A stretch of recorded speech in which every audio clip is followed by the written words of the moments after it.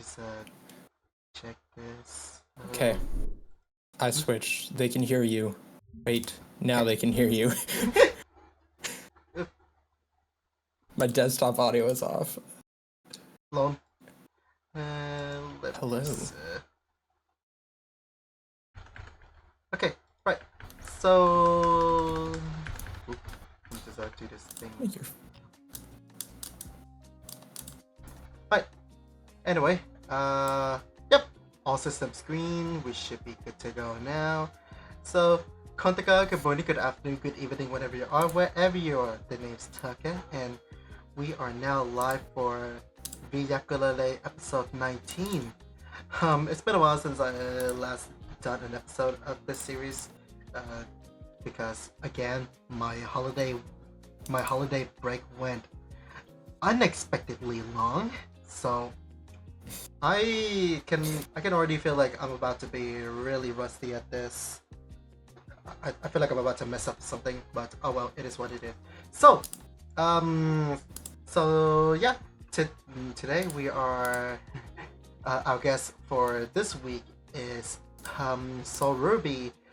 Soul Ruby is also streaming. So hi for those on their side right now.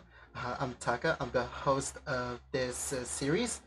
What this series basically is a talk show slash podcast style collab series where I invite my friend every week to hop on and chat with me, and also play a little bit of a ukulele. We will be mostly talking about like music and ukulele stuff, but if chat also wants to like put in a question or a topic of their own, they're free to do so.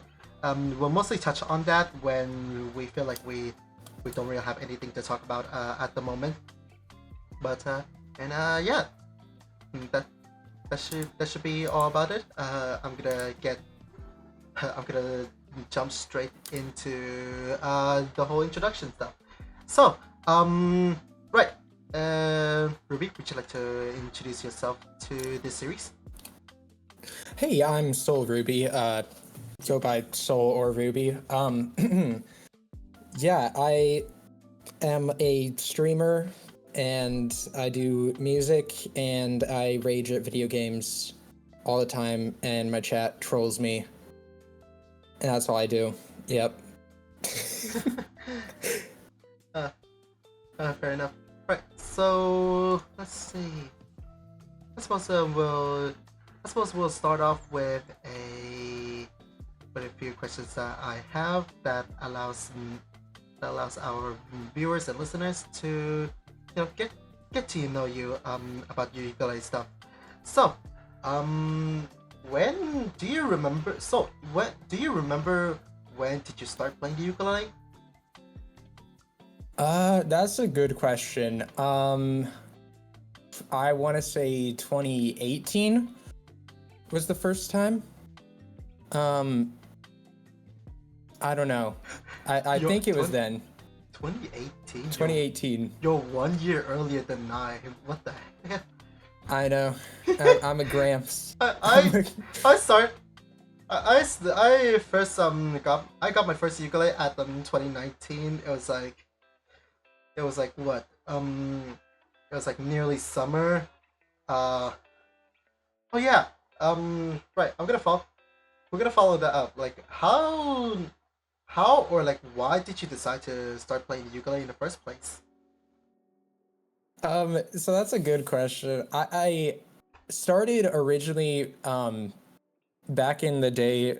I feel like 2018 was like a big year for like a lot of people did ukulele after like listening to either 21 Pilots. I know what's her name? Elise Eklund was doing videos. Oh.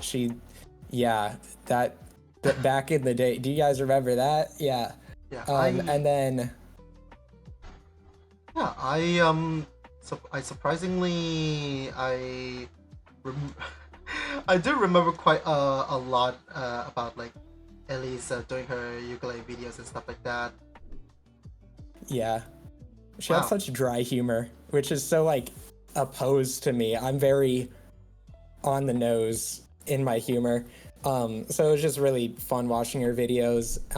And then I also did not want to get a guitar because they were a lot of money. Also, I'm Yeah. like super hipster when I was a kid. I was like, I don't want to I don't want to play guitar. Everyone plays guitar. So yeah, I was like, I'll do ukulele, and then I like the beginner in me was like, oh, only 4 strings to play. Oh, okay. Interesting. For me, right? I got inspired by Kaon and Bandori. Oh yeah. So, so I was like, told my dad I wanna start playing the guitar. But what is it? I was like, okay, I want an electric guitar though, cause I did I Yeah. did like try to hold an acoustic guitar, like before I even like started watching those animes at all, and like, oh my god, they're so they're They're really big. bulky. Yeah, they're big, Yeah. bulky, and especially like again, that was like so many years ago. I was still a little fetus then. So so like Oh my gosh, yeah. Doing bar chords when you have small hands, no, Oh, it's so bad. I could barely like, dude, that thing is like easily over half my size. Yeah, and That's then the I thing have about the the opposite Yeah. problem with ukulele, where it's like, oh, my hands are too big to play these chords. all about people with So big hands. bad. That's that's what happens when people with big hands chose to pick up a soprano ukulele.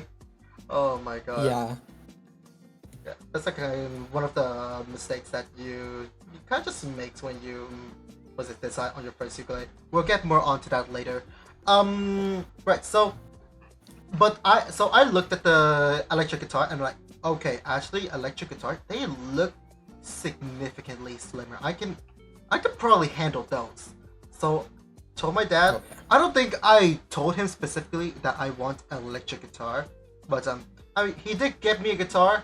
However, the issue here is that not only it is an acoustic guitar, but it is also like he decided not to.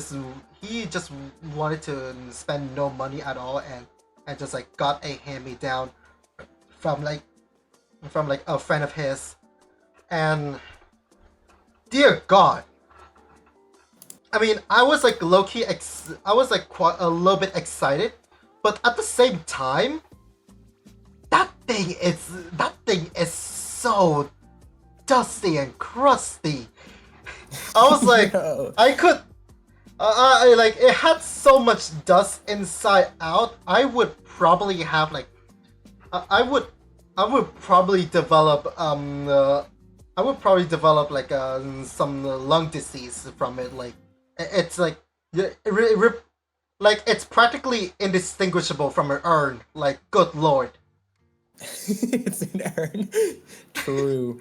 So that's the first issue. I cleaned up the guitar and stuff like that, and I tried to start playing it. I mean, I kind of got somewhere, but then here's the second problem. Not only is an acoustic guitar, because apparently electric guitar is just like easier to play. The string has less tension or something like that. I don't know. Oh yeah. But I have both, and electric guitars, like, you can practice way longer. I Yeah. remember I played acoustic for like an hour, and I had my thumb start bleeding. It was bad. yeah. So I think the strings that I had were too bulky, and yeah, no. good lord. Right. So on top of that, right, the neck is also bent. Does that affect the sound? Okay, I mean no, but like How do you even do that? Like, what- I'm not even kidding. The guitar looks like it's about to implode on itself. Like I can see the wood splitting apart I was, yeah, I saw those and I still tried to continue. I was actually lucky this thing did not implode on me when I played it. What the hell? You string it once, you strum it once and it explodes and just dust everywhere. Ugh, It's an bro, atomic bomb, but like, it might have just crushed my hand. It might have just crushed my finger. Good lord, right? yeah, And here's the thing. Even though it doesn't affect the sound, it it affected the action. Even though oh it's yeah, not yeah, significant enough for the guitar to have like any sort of intonation issue, it's still painful as heck to play. yeah. I bet. Yeah. So the thing about heightened action, like high action, if like I would say at level one, you need more force to press down the string properly in order for it to play. But Yeah. then at level two, the chords just start to sound wrong, even though the guitar is clearly in tune. Oh yeah, yeah. I know what you mean. So that's fun. I mean I try my best. I even had like musician and stuff like that. The Yes. musician.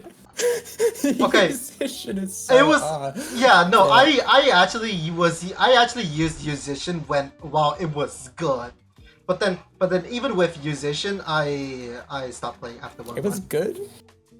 I could not tell you a time when I downloaded No, musician and I was like, this is good. yeah, no. Okay, no. Musician is like actually kind of a no, if you kind of think about it, musician is practically like what is it? A simpler version of freaking I don't know, Rocksmith, which I actually like. It kind of gamified the learning experience.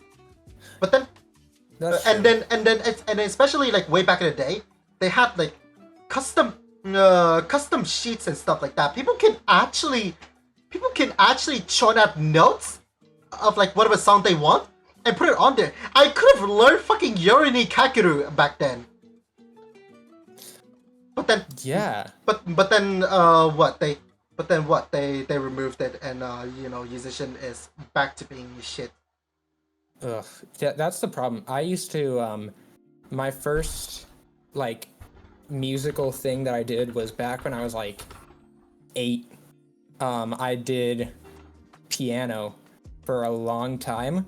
And I didn't like do piano because I would show up every week and basically try to sight read. I'd never practice because all the books that I got was like from this old person who was a normie.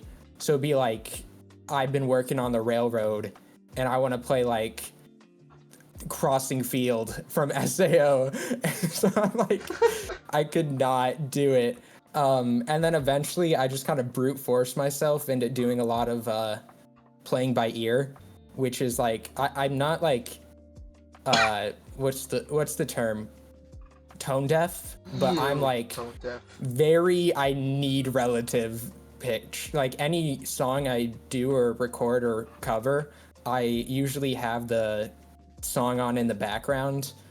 Because otherwise I'm just like, I don't know Yeah, you can't. what I'm doing. Yeah, like your brain can't really like exactly memorize and replicate the exact notes or something like that. Yeah, it's rough, especially when I like want to do a lot of music stuff. But it's like I would rather just brute force it than I hate sheet music. I Uh, cannot. yeah, I Sheet mean, music, tabs.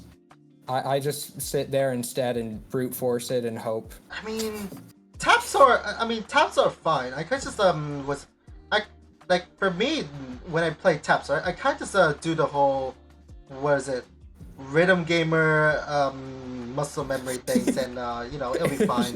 I just read like again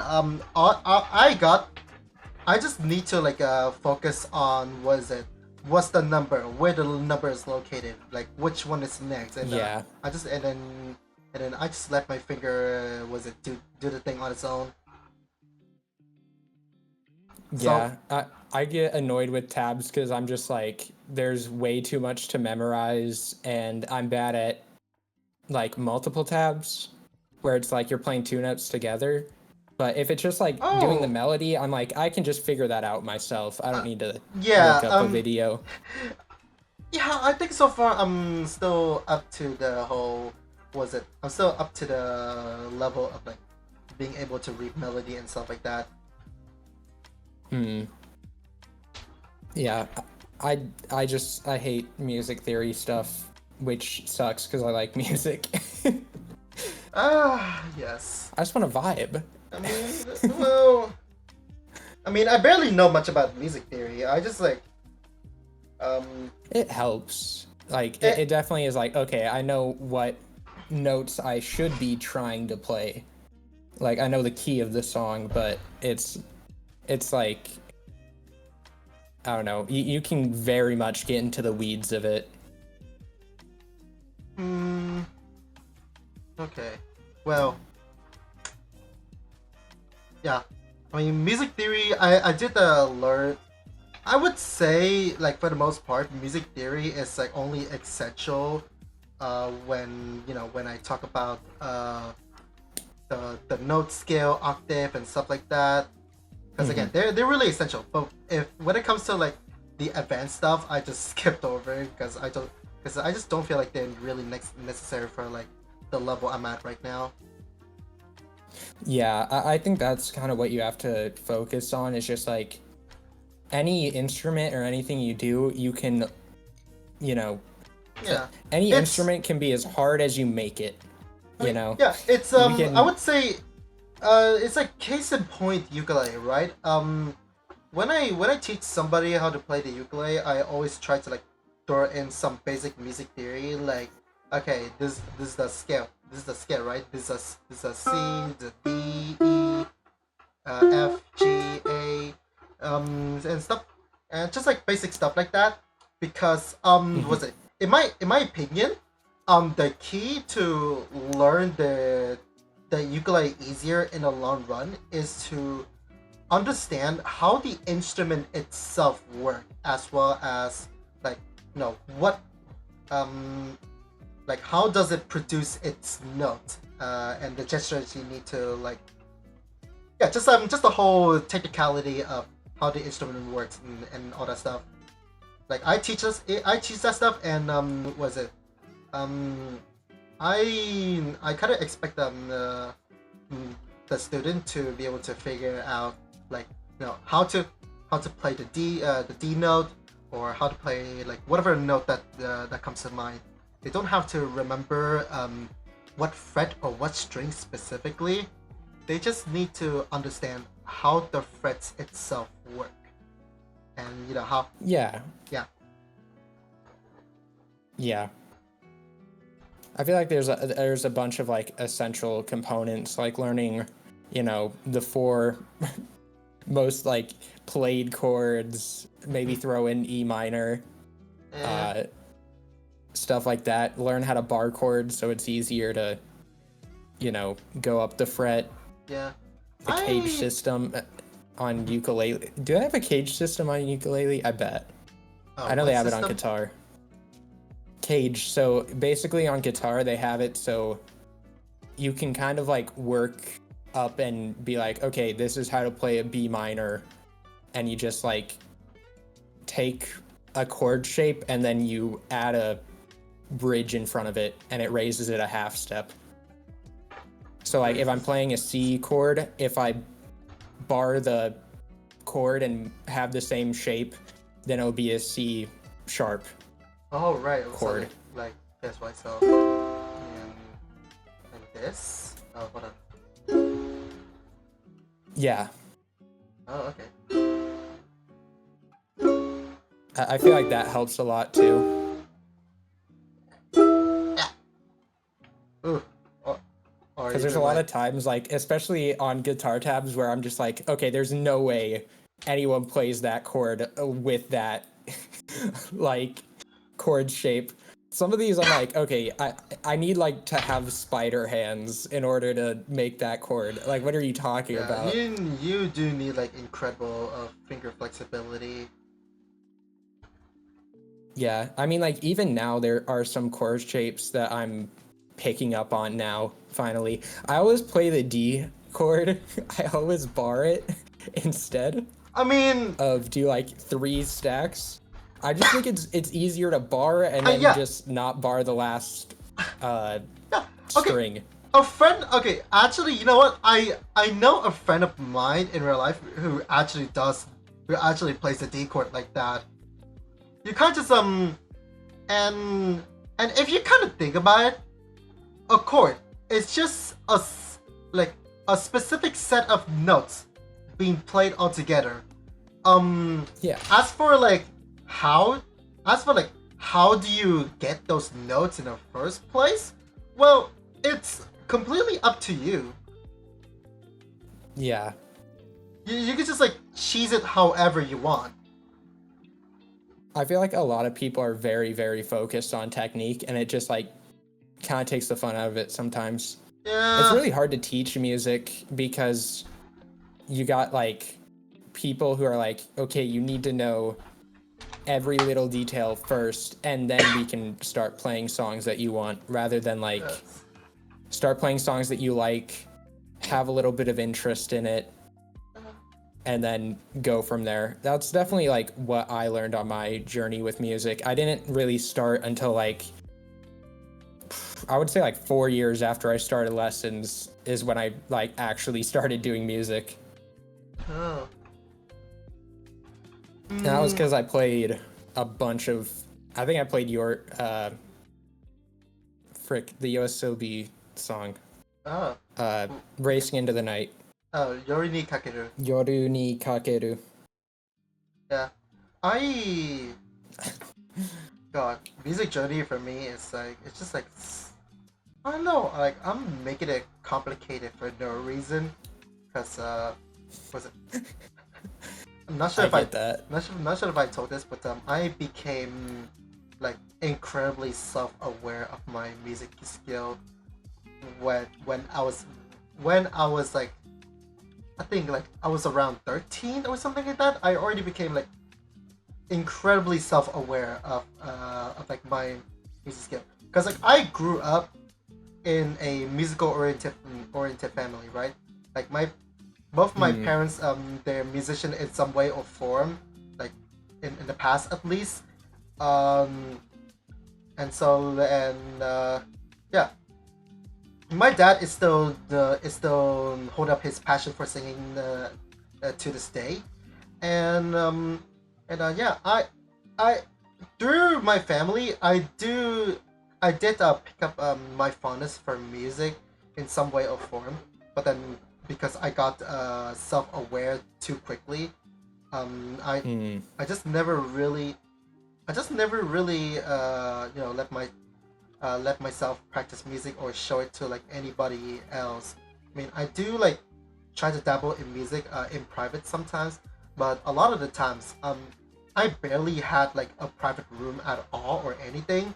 So, you know, I just never really, I just never really sang or like play any instrument at all. Like even if I got a musical instrument, I'm still very shy when it comes to like mm, playing it to my parents or like the relatives or anybody else that are not my friend or anything like that. So yeah, that's kind of like my music anxiety that I had to deal with um all the way until I moved out of Vietnam. Mm. I had a similar experience where my parents weren't too musical. My mom is pretty good at singing, but two of my siblings were really good at singing just naturally, and I was not. So Mm. like I grew up going to church as a kid, and they would sing, and we would have people in front of us turn around, look at my two siblings, and be like, "You're really good at singing," and then just like gloss over me, and I'm like, "Okay, I see how this is." Bruh. So I was like, I as a kid was like, okay, singing is not my forte. But then as I grew up, uh, high school, I started trying more, and I had a few people who are like, "You're pretty good at singing." I was not, and then I got a microphone and started like listening to myself more and practicing in my room whenever I was home alone, and that's kind of where I am now. Now that I live alone, I sing a lot more. But now I'm at this stage where it's like I can sing pretty okay by myself. As soon as somebody like is around, I become like a new baby seal Oh. who is out of water. It's just so bad. No, It's so bad. it is exactly how it is. So, what? The I think it was like the last VTuber ukulele party episode before I moved out of Vietnam, right? Um, I tried to like, I bargained with my mom to like just let me have like 3 hours of me being alone in her room. I just like borrow her bedroom and shit Exactly. like that, and when it's time for me to perform, I think I was like doing pretty well, but then I felt something. I was like in the middle of the performance and I felt something behind me. And so like I looked back and I literally see my mom freaking like phones out peeking through the goddamn window and I immediately locked up. The paparazzi. I I had was that too. It's so bad. I was like freaking I don't know what was it? It was like lady. It's not this exact song, but I was like lady running down to the rift. Like It's like you got kidnapped mid-performance. yeah, yeah. Like I just like my throat. I just felt like something was just grabbing me at my throat. It felt kind of like that. Like it's just the absolute um uh, embarrassment skyrocketing when I catch my mom just was it sneaking a recording in there. Like god damn it. Ah! Yeah. I had a similar thing like that. Thank God my mom did not record me, but she like walked into my room and I didn't notice it because I was too into the song. And then Oh. I finished and I see her standing there and she's like, "Good job." And I'm like, I turned into like an edgy teen. I was like, "Get out of my room." I was the whole meme of "Get out of my room. I'm playing Minecraft." It was so bad. It was so, it was so bad. It still is like, oh, I cannot. And like I've had my parents still don't know that I like sing or like VTube and do all this stuff. And I've been doing more like covers recently and things I'm more proud of. And I definitely have improved as a singer in the last couple of years, but they don't know. And I also had friends who accidentally found. Oh my gosh, my friends found out that I VTube. I Oh, it's so bad. It's How did so they find bad. your channel? Okay. Let me tell you, I have beef with TikTok. Let me. TikTok I'm is it? mad. Yes. So okay, I made a TikTok. I was like, I'll finally bite the bullet. I have not had TikTok since like 2019. Oh But yeah. I'm like, I'll upload my shorts there. And apparently, when you start a TikTok account, they have a feature that automatically recommends you to your contacts in your phone that you need Oh, to turn off. oh yeah, that. Luckily, only one person found it. And it was someone who I was okay with, but oh, thank God it wasn't, it wasn't my singing and it wasn't any like other content that I make that I don't want them to see. But I don't Oh think they've god. watched anything else recently. But yeah, it was, Jeez. Oh, Thank God they told me, because if my normie friends or like family members or like high school friends oh. saw VTubing, I'm graduating. I'm graduating. It's so over. I'm like, I do not need um, that in my life. that. Oh god. Oh, Yeah. the sec, the secondhand embarrassment is hitting I me. was like, thank God it's the like one person I'm out to and not like I have so many experiences with like parents or friends like accidentally finding things out about me that I did not want them to find out. It's so bad. Oh The yeah. embarrassment of just my life always, it's like some of these things like have to be scripted. Like the universe has me as a comedy show, I swear. Yeah. Sometimes it's just like I don't know. Reminded me of like this one song where it's just when the meaning of it is, you know, life is just a movie script, and we're just, you know, we're just the actor. We're just part of the script, and there's really nothing we could do to change it sometimes, and Mm. yeah, just live it out, act it out, and enjoy the show. Yeah, Well, I feel that. well, well, for damn sure, I did enjoy some part of it. Yeah. Like so I do a like side series on my YouTube where I just every Tuesday randomly yap about whatever. Normally it's me just being like, I need to upload more. But I have to like remind myself where it's like even if like any video does good or bad, it's like not really up to me. I can make the best video. Okay, I don't know if this is the same for you, but anytime I put in more than like 70% effort into a video, it does terrible. And if I put in 20% effort, it's the best video, like 1 out of 10, best video ever, most likes. I'm like, That's are you crazy. kidding me? It's like, so I've learned to just like kind of not give up, like give up a little bit. Not like give up in terms of like not make good content, but just like I don't need to live up to my standards. Lol.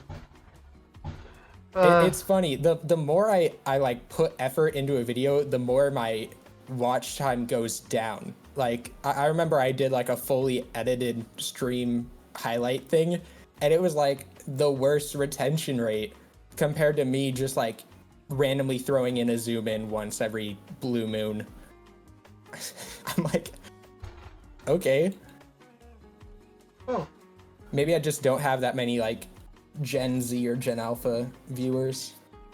eh, I don't know. Okay, one of my favorite things to do is to look into my analytics and kind of spy on my viewers. Oh, it's so funny.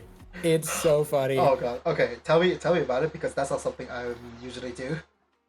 Oh, it's so good. I had like 50 and 60-year-olds watch me, which I think is so funny to just see them watch a VTuber. They, them, blue hair and pronouns. I think it's so good. I think about that a lot. I don't know if you watch on YouTube, there's a thing, chat. It doesn't tell you who, but it tells you like what like videos people watch before clicking on your video. Oh yeah.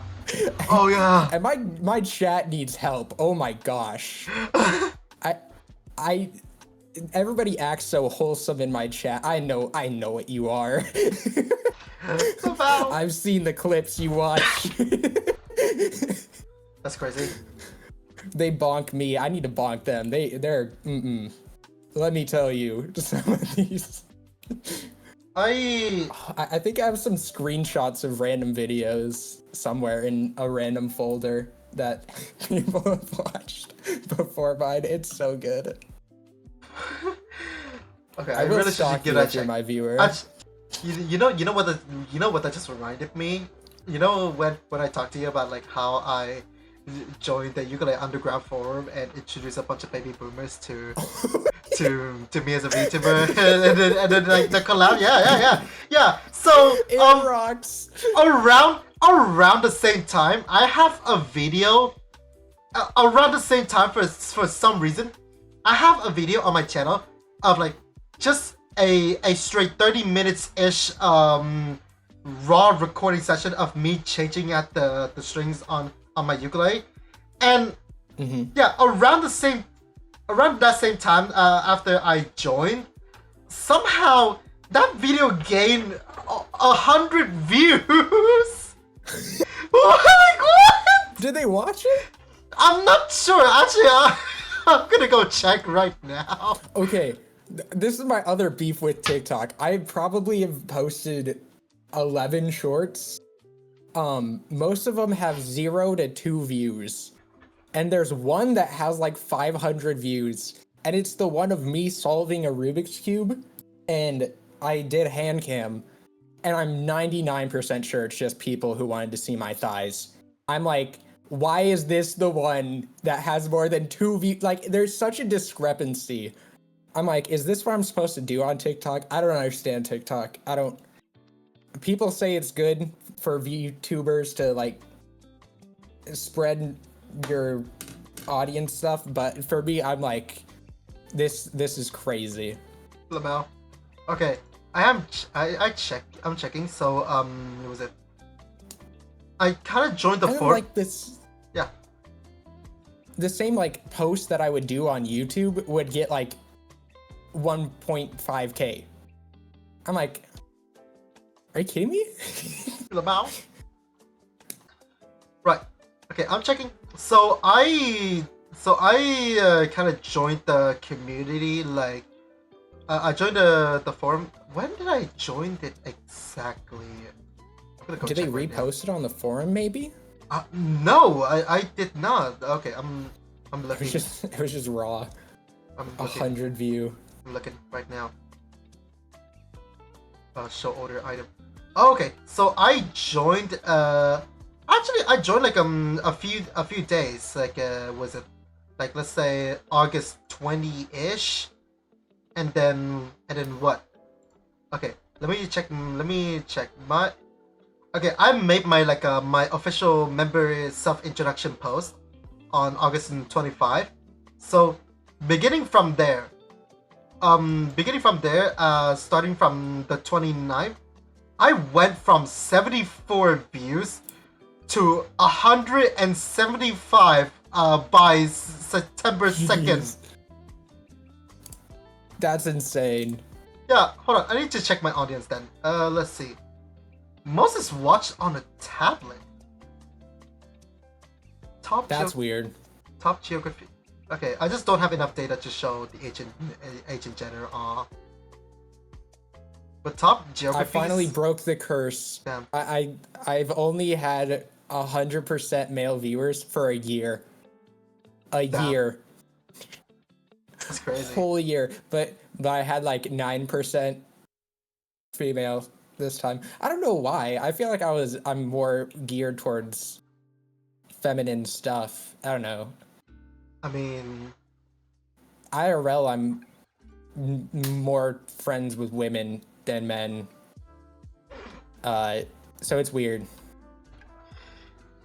I mean, if anything, visually, I would kind of describe you as a femboy.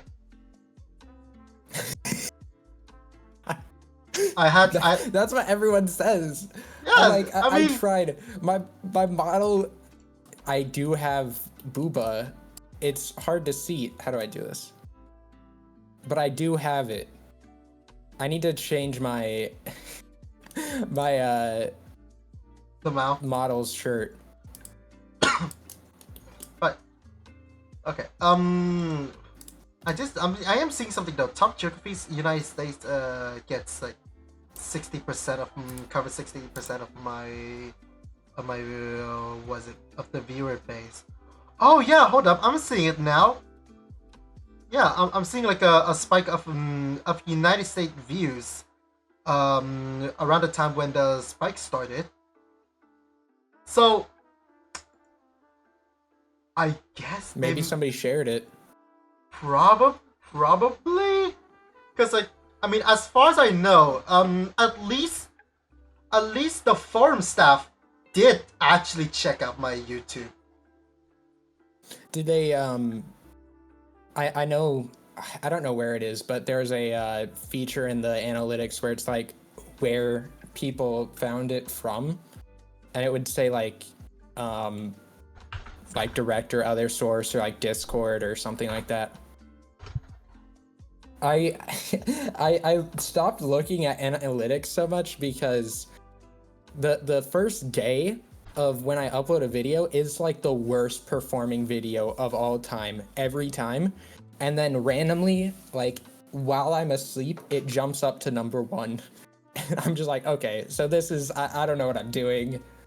I'm just gonna leave videos up, because there were like a short or two where I posted them and they weren't getting any views for like, I want to say like half a day, and then I like privated them. But I don't know, recently it's just like YouTube randomly just suggests a ton of my video a day or two after. It used to be like within the first 5 hours was when I got all the views. Now it's like by hour 30 is when I get the views. It's weird. I think they changed things around.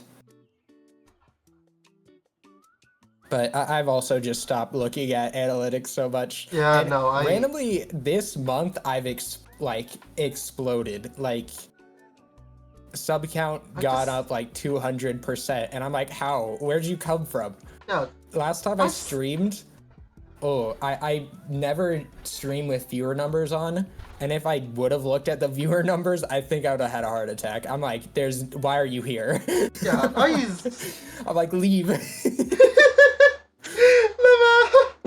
Man, Stop supporting me.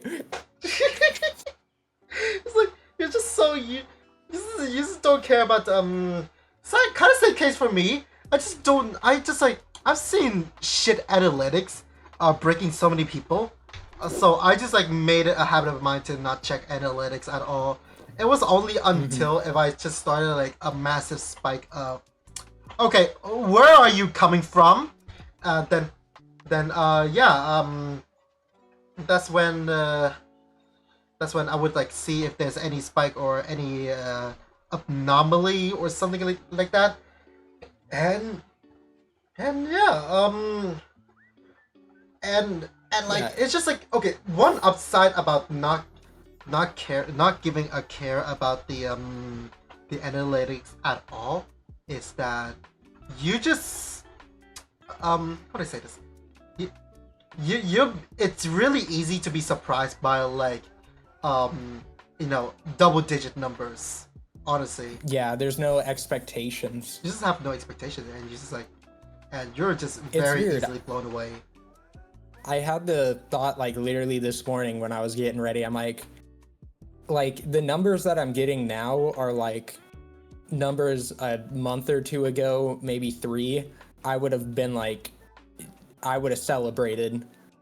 But now I'm just like, I don't have any expectations. So I'm just like, oh, I'm glad that people are watching it. I'm getting more like motivation through people's comments more than like views. Yeah. Is what I do. Ever since I started doing a weekly, Soul just talks about life, and people are like, oh my gosh, this helped me. I'm like, I just sat in my room, unscripted. I had no plan. I turned on like start recording, and I didn't know what plan I was gonna like, what topic I was gonna talk about. And then people are like, you're so insightful. I'm like, I don't know how, but thank you. I'm like, how am I shifting your perspective when I'm just like sitting here like, man, maybe I should just record a video. It's so good. I love it. Sometimes you just don't need to understand how that works. You just if you see it works, just don't even think about it. Just keep going, I guess. Like Yeah, that's how it is. My that's what I'm doing. yeah. Um. Speaking of motivation. How do I say this? Uh. Okay. Right. Um. I, s- I, sup- I suppose I suppose the way I'm saying this is pretty awkward and coming off of what you just said, but I also get my motivation from, well, I mean, not exactly the same way you do, but I mostly gain motivation from like my friends and stuff like that, because Mm, you know, like the when you said that was it you do this whole Tuesday talk thingy to yeah. as an excuse to upload more regularly. Mm, this this V-Yapkulele series itself is deliberately created mm-hmm. as an excuse for me to collab more. I And wanna do something like yeah, this someday. like actually It's collab yeah. more. Like actually not only just collab more, but actually it makes me play ukulele more because like I just found Mm, at some point I found myself what is it? I'm just not playing ukulele enough. Like I'm just not really playing as often as I should be for like someone who is quote unquote passionate about the most passionate frick the most passionate about ukulele VTuber out there, right? So I was like, mm. okay, I'm gonna make this series. This is literally my excuse to maybe practice something and play something now. So here we are. Yeah, because I probably haven't touched ukulele. I think before I started um using the prop and like talking to you more, there would be like years where I didn't touch the ukulele, but it's a nice instrument to pick up and play. I Uh, think it's really the what the floor skill floor. ceiling. Yes, the skill floor, like Skill floor is as soon really as you low. can switch from like C to G or F to G, I feel like those are the big humps. And then like once you start doing bar chords, after that you're kind of like Yeah, you could. you can do like maybe 70% of what you want Yeah, you can. just from that. Yeah, yeah, you're kind of like you're already capable of you're already capable of being a decent ukulele player. You just need to practice. That's all. Yeah, exactly. And like we said earlier, it's like you can make it way harder if you want, or you know, Yeah. just like play the chord and strum once. Um, but yeah, I motivation definitely has also came from talking to people. There's been a lot of times where I'm like, why am I doing any of this? And then I get to talk to some people, which I'm really talk. I don't know how you talk to so many people and do it. I'm so bad at reaching out. I uh, I feel so bad too because whenever I reach out, I'm I really bad at planning things, so I'm always like, I'm just gonna do a collab because then I can't make an excuse. But then I'm like, ooh, that feels weird because like I want to hang out with people outside of just collabing and doing all that stuff. But I feel like all my friends like that I've met have been so nice here and so understanding of everything. But there's a lot of VTubers where I'm just like, you single-handedly made it so I did not graduate because like dang. Um like the whole Tuesday talk thing was originally that's what I was going to do in general. Because I watched I think her name was Safia, but she did like a journal entry type thing and I really liked it. I'm really into psychology and philosophy, so it's like, oh, I get to do things like that, or like analyzing media and relating it to my life. And then I found another person, Yuki Rose, who I've been trying to collab with since April. But we both have just been so busy, or just life destroys us. But yeah. she did something similar to that, and I was like, hey, should I do this? And she's been so supportive, and I'm really, really glad because I think like I almost like uh I increased my like subs by like 0.2 times just within this month, which is like pretty big. Like I went from, I want to say at the beginning of this month I was like 80, and now I'm at like 111, 113. I don't know. I don't even remember anymore. Like that's I'm like, this is insane. I'm like, I don't even know how to count that high. I'm like, I don't know what I'm gonna do. Oh well, I mean, I didn't think I was gonna get over 50 subs in the first year, but I hit 100, and I'm just like, dang. And I thought it was gonna be way like more effort. I thought I was gonna have to like do a fully like 20-hour edited video. damn. It's just But like it's been nice. Oh yeah, God, 50 subs or like 50 followers. I mean, I don't know. I feel like for me, it's really easy to get nowadays. So when I hit 50, it's not really that big of a deal for me. That's for me, how it's just consistency. I kind of just because I've seen so many of my friends hitting numbers bigger than that left and right. It's barely nothing. So I'm just like, oh damn, wait, is it really that? So is it really not that big of a deal? So like I just tried, and then once I hit the same milestone, I'm like, it doesn't really feel that special compared to like your perspective on it. Yeah, I think for me the reason it felt so big is because I had no niche, and I also set like really hard boundaries with my audience. So like I kind of back in the past, before Tuesday Talk, my like way to upload more consistently and things that wouldn't take that much time would be ASMRs, and that community while having the model that I have kind of can easily spiral into certain things that I'm like not too comfortable with. Like I don't want to be a like girlfriend experience kind of VTuber.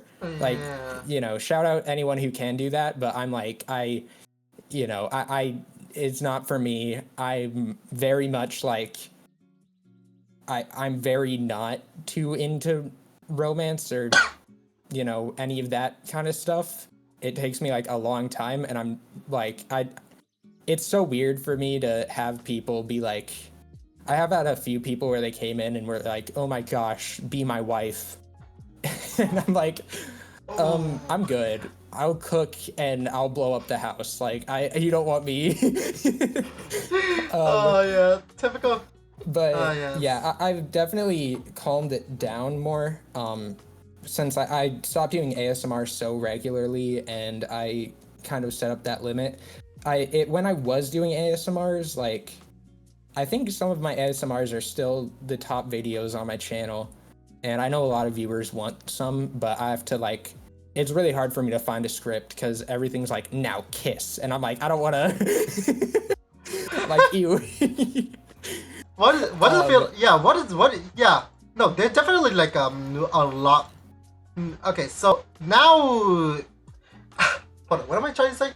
If you put it that way, you still remember my idea, or my ASMR script idea, Yeah. right? It's still now it feels a lot more tame. Yeah, no, I wanna do that video right now. Like I'm going to record that within soon. Yeah, soon. Yes, soon TM. Yeah, well, I do have a really bad habit of being like, oh yeah, I'm gonna do this project within a month, and then I just don't do it. So I'm trying to reset. I'm trying to do my like expectations of things. I mean, it's it's pretty much like me when I'm trying to like when I try to finish up my Vietnam vlog. It's like, okay, I did that. That's like so much freaking work. I've poured so many hours into this. I'm just gonna was it leave it at that for now. I'll continue it tomorrow.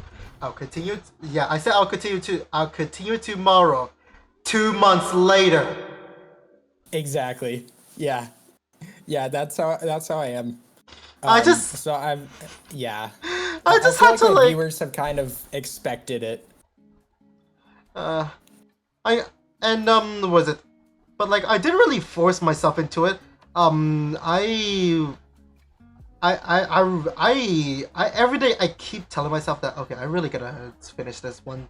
I'm really gonna finish this one day. I gotta get it out of there, and then days gone by until I got bored, and I finally opened up the project file again, and and then what? I just started like I don't know. Sometimes it's just like the matter of whether or not. Pissing on the moon. Sorry. And sometimes it's just a matter of Starting. I'm not sure how to say. So first off, I need to be in the mood. Like I want to like just naturally, just like very randomly, without even being cognizant of it, just open up the project file and just like start doing it out of pure boredom, and then like once I got into the swing of it, I just I just let myself start building up the momentum. Like it's like the process of I do things. I rely a lot on like whether I'm in the mood for it or not, as well as the momentum. Like I want to, Yeah. so I saw myself that okay, I'm actually doing this. So I'm gonna keep doing it until until the momentum reaches the high, and yeah, before I knew it, I'm up spending a few hours through the night, actually finishing the damn video and uploading it at like what fucking 4 a.m. I feel that so hard. It's a really interesting thing. And, There's yeah. a thing in psychology called flow where Yeah. it's about that kind of stuff, and it's super like I've looked into it quite a bit, and they suggest things like, oh, go find a different location, and it's like, okay, I can't bring my PC to edit. Lamau. Or like one helpful tip for me was like when you start getting into that rhythm of things is to start like set a time limit and then end when that time limit happens, because then you're like you want to keep going, so then the next day you're more likely to open that and have that motivation. It's hard for me. Like the thing that keeps me from that a lot, I talk about this a lot in my Tuesday talk, TM, free advertising, is whenever I start editing or working on any project, I'm like, I keep being like, oh, like this editing is taking 8 hours to do a 5-minute video. Like this isn't sustainable, or nobody's gonna watch this, or like it's very much I'm in my own head rather than just like you said, kind of just like getting into that swing of things and focusing on the thing. Where it's like super hard to kind of like silence that voice. I feel like a lot of VTubers have that, where they have like imposter syndrome or Oh yeah, no. just a lot of like negative self-talk, and then I'm like, girl, you are literally the best person at everything. I'm like, Yeah, no, I actually do like suffer from imposter syndrome like quite a lot actually. This is like kind of the reason why. Right. Okay. So I am friend with people with all kinds of like I would say popularity, high profile level, or like a various talent level, and yeah, their statistics at this statistics a lot of time do reflect like their level of talent and stuff like that. So like even though I'm like I'm glad, I'm happy that I have them as friends, and they're willing to like do collabs and stuff with me on whenever we feel like it. I I still can't really bring myself to like actually chat or interact with them too regularly. Like especially when they're doing a stream, right? Like I would when I pop into a stream that has like what five viewers, I could be there yapping all day long.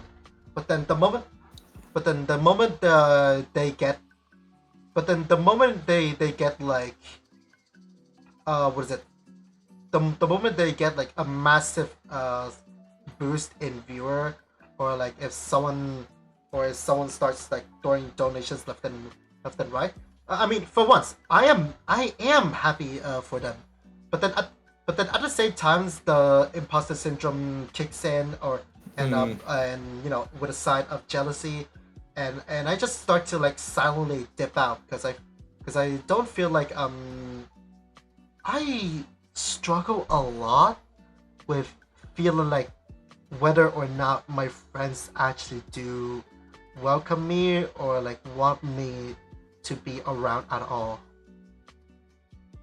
Yeah, I definitely get that. I have a joke with my best friend where I was like, for me, because of the tism, it's like I'm very much like I don't know when you shift from like acquaintances to friends. Yeah. So I just like even if we've done collab before, even we've done collab before, even if we have like met RL before, I still struggle on like whether or not they still see me as a friend or not. And like especially when Yeah. they're drowned out by the donations and the massive influxes of chatter, I suddenly feel like I'm not needed anymore. And I just like silently dip out, and I'm like, you know what? It's fine. I don't really deserve it. I just I'll let them be. Maybe we'll talk again someday. But for now, I'm just like, for now, I don't feel like being here at all. Yeah, that's interesting. It's like your mind has it so it's like your role in other creators' life is like to boost them up to a certain point, and then you're like they don't need me to like keep them growing. And it's weird because it's like I'm sure that people aren't like, oh, it's not like an arbitrary like, oh my gosh, once I hit 10 concurrent viewers, then I flip a switch that's like, oh, I don't like Taka anymore. It's like You know what? yeah. I just realized something. What you described just now is the exact trauma I've been struggling with from start to finish. Actually, until this day, I'm still struggling with it. Because my first friend. Good to see you, Cookie. I'm gonna get a little bit pissed talking about this, but my first friend. I think I remember this a little bit, but refresh it for my chat. Yeah, but so my first ever VTuber friend, right? I was there supporting her from the start, but then 6 months in, like she has okay, right? I will give it to her. She has talent. She deserved the popularity, but then at the same time, her ego got to her, and she started throwing me as well as like other OGs under the bus 6 months in. And yeah, I am still so because at the time I was like still I still believe that I still heavily believe that none of my friends would do me wrong at all. So it was just a constant pressure of like, oh fuck, this is my fault. No, I'm a terrible ass person. That's the constant was it self beatdown that I struggle with at all. It's like it's a genuine mental scar in my head, right? So it was like only until her OG moderator came in touch, talked to me, and finally cleared up that Oh shit! Wait, so it's not my fault. She was an asshole. That was like when I got. That was like when I got so fucking pissed. Like, Yeah. and I'm still pissed that she still gets away with it until this day. I mean, I'm really hope that was it. I cannot deny was it her beauty, her talent, and stuff like that. She's still quite popular to this day. She's still getting exposure. Fuck, she was at some point she appeared at the VTuber convention that I went to like what 2-3 weeks ago. Mm-hmm. And yes, and like I just seen the sight of her made my blood boil a bit, but I digress. It's it's a convention. There's like so many other things to have fun with, like what freaking Yeah. meeting weather and stuff like that. So I managed to let the fun of the convention drown drown out the trigger and stuff like that. And yeah, um that's like how I feel like I've kind of grown as a person, but like at the same time, I just still couldn't forgive her for making me feel that way, like was it making me feel worthless the moment one of my friends became like super duper popular, ultra popular. Because again, I've been in this VTuber thing for 4 years, and I still haven't, and I still got nowhere near the level of popularity at all. Yeah, I think as you were describing that, it's like it seems like that kind of relates to why you kind of back away when people grow. It's probably like Yeah. because you were kind of taught like once people get to a certain point, either like you mess up or they're going to like hurt you. So it's like it makes sense and it's understandable. I've had like opposite thing where it's like all the people I met and have been talking to are 80 gorillion times bigger than me, and I'm actually so happy about that. I would rather have my friends have way more support than me because I put in effort. I don't put in what they put in. I just can't. I have other responsibilities and health issues.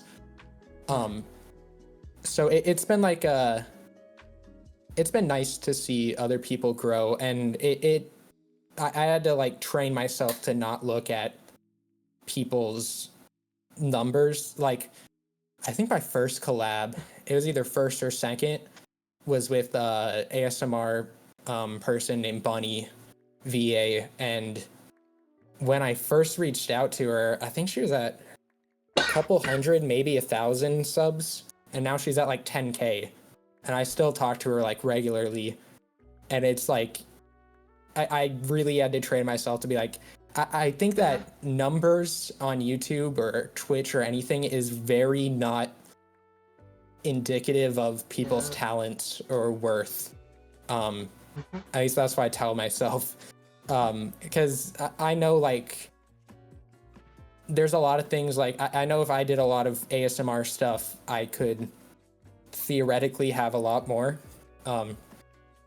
Extrapolating, not guaranteed, but I feel like I could have a couple thousand subs if I'm being honest. But it's like you gotta remind yourself that there's a lot of factors when it comes to numbers. I kind of blank them out. Except like reaching out to people. Like I'm not sitting here being like reaching out to people with like 20K followers being like, hey, can we collab? I'm like, I'm good. Uh, But you have to like numbers aren't not that important in the grand scheme of things, except especially content creators. Like I think about a lot of other content creators and like a lot of content creator groups, and my favorite or like people who I think are the funniest in the group are usually the people with the least subscribers, which is weird. I I mean, or just like there's a lot of value that you can bring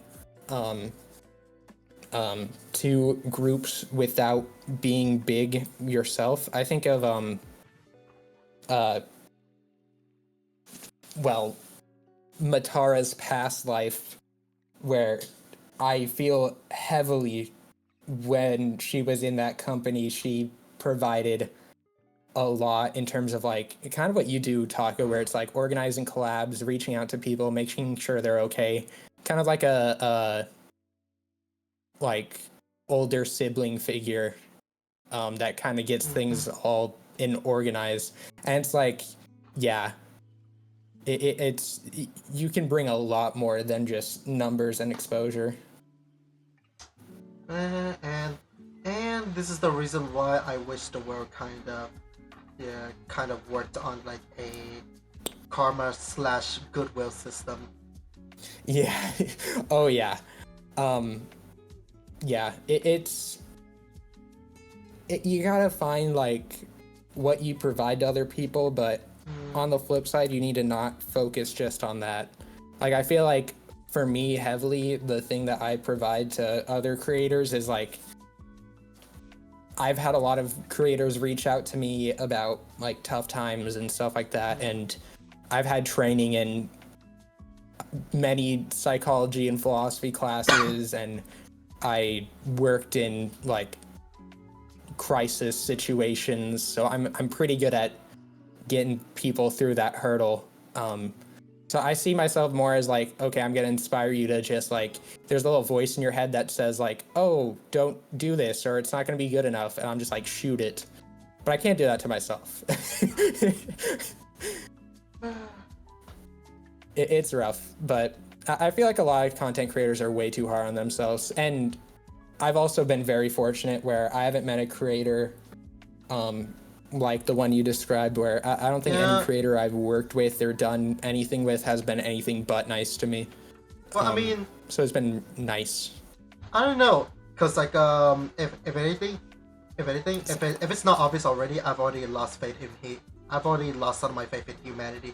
So it's only a matter. So it's safe to say for me, it's only safe to say for me that it's only a matter of time until you eventually find yourself dealing with a bad apple. Yeah, I know. I've been very, very lucky. In the last year, I think I've gotten maybe 2 hate comments, and they weren't even like good. Like I'm like, you think I think I commented under one. I'm like, you think that's a hate comment? Like, come on. I tell myself worse things than that.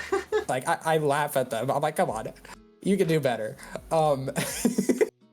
But it's like Cookie said, like it's definitely more friends than numbers for VTubing. And as I like did more stuff, is you realize that, because you know, numbers and analytics and stuff like that do bring motivation and support, don't get me wrong, but it's not sustainable. Like you're gonna have good days and bad days, and sometimes people just don't leave comments or don't do anything, and sometimes the algorithm just screws you over. So it's just like you gotta keep friends. Yeah, it's just unhealthy. Let's just say it's just not healthy at all. Well, in the end, it's just it's gonna take like quite a lot of friends. I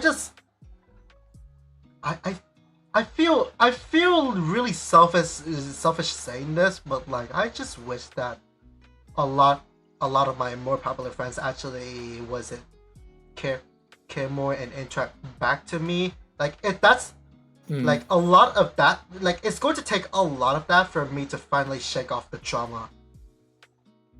Yeah, I think continuing to reach out would help, because like, I know for me, I don't want to like give them the benefit of the doubt. I'm sure there are some people who are still like, oh, I got popular enough, I don't need these people anymore. But I know for me, I'm very, very bad at reaching out.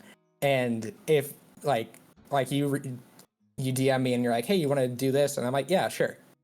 So it's like, sometimes you don't register, and it's very, very easy in this, whether you treat it as a hobby or career, to be very much like stuck in the numbers or random projects you have to do, and it like I know for me there's a lot of times I don't reach out because I'm like, oh, I need to work on like a cover, or I gotta edit shorts and a video, and I want to do this content and that content. So it's really hard to keep in touch with everyone, but yeah, definitely if there's someone that seems chill enough, I would continue reaching out to them.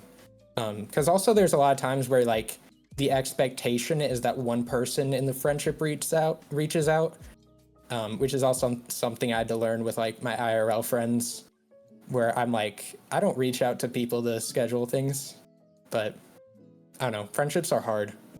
Any relationship, especially with content creation, is super weird. Well, you'll just get used to it eventually. And yeah, speaking of was it get used to it? You know how you want to know like how much of it, like how thick my skin is now at this point. Yeah. I'm actually looking into your YouTube live stream chat right now, and like my first reaction to that comment saying that red blue hair is such a violent and unpleasant gradient, I'm like, instead of like crying about it, I didn't see that. Oh, Lamau. Yeah, somebody criticized. Yeah, somebody actually criticized my hair. First off, I'm like, and I'm just gonna say this. Alright, I'm just gonna say this, buddy. You lucky. I'm a chill motherfucker. So you're off the hook for now. It's preference. It's fine. But secondly, another thought that came to mind is that it's like, damn, that's the first time I got somebody criticizing my hair. Yeah, I'm okay. just chill like that. Let me talk to the person in general, buddy. I am a they them with blue hair and pronouns. You can criticize me way more. I mean, like, come on. Let's be honest. You're subscribed and watching someone. I'm a meme. Like, what are we talking about? Yeah, no, I didn't see that. I rarely look at comments during collabs. I don't know. They're not. It's I mean, that's definitely not a cool thing to say if you're like in my community, but you know they're not in my community, so I don't know if they cannot. Yeah, I would. They could say all that they want. They could just fuck off. True. I've I just don't care. I could barely give a shit anymore. I've been very fortunate. That's the first time I've had people like. I haven't seen that guy in chat, so don't worry. I think he's new. Yeah. I'll scold him if he's in stream again, because I'm like, I have had to scold people before. Yeah. I think last stream I did that, where I'm like, guys, we need to stop talking about weird things. And I had to use my timeout for the first time. Oh no, you have to go hard. Yeah, it's like I actually watched a video talking about like how being kind actually hurts you, right? And it just made me realize, like, oh shit, that's so true. I've been way too kind to others, being way too forgiving towards others, to the point that it actually started to hurt me. And yeah, like, I mean, I already realized that it hurt me before I watched the video, but finding the video itself just basically reconfirms my mentality nowadays.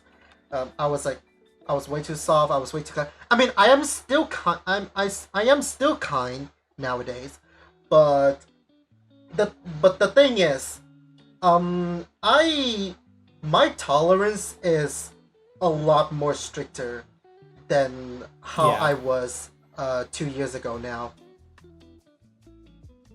Yeah, I feel the same, because back when I was like kind of clearing out some of the people from well, not clearing them out because they still watch, but I was like very worried about people because of the ASMR videos. Like I did have people who would say weird things, or things that just made me be like, I don't really like how this is, like, I don't really want this in my chats. And it's very much like you kind of gotta, don't be like yelling at chat or something, because then they're like, okay, this pisses them off. Unless you're like trying to do a bit, like queso and fat jokes. But for me, it's like I had to time someone out the other stream, and it's like, guys, let's chill with this. Like I understand you're trying to be funny, but I'm good on that right now, and then you just time them out. It doesn't have to be like big thing, but definitely like curating your chat or like your feeds. Like I have so many people on Twitter not blocked, muted, where I'm just like, I don't need that in my life right now. Yeah. Well, it's just Yeah, it's the been whole nice. the whole like I mean that's good. You're kind of just like you're just taking back control of like your the experience for yourself. Because like you have like at some point you're just gonna have to take back some of the miles that they've taken from you when you gave them an inch. Yeah, it's like people say chat reflects the streamer. I think it's more of like the streamer sets the tone of what's acceptable in chat. Like I'm not gonna go into like Yeah.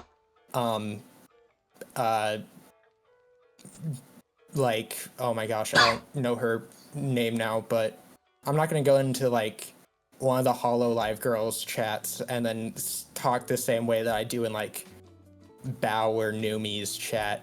You know, it's very different, and that's because of like setting the tone, moderating, and what jokes you tell on stream and stuff like that.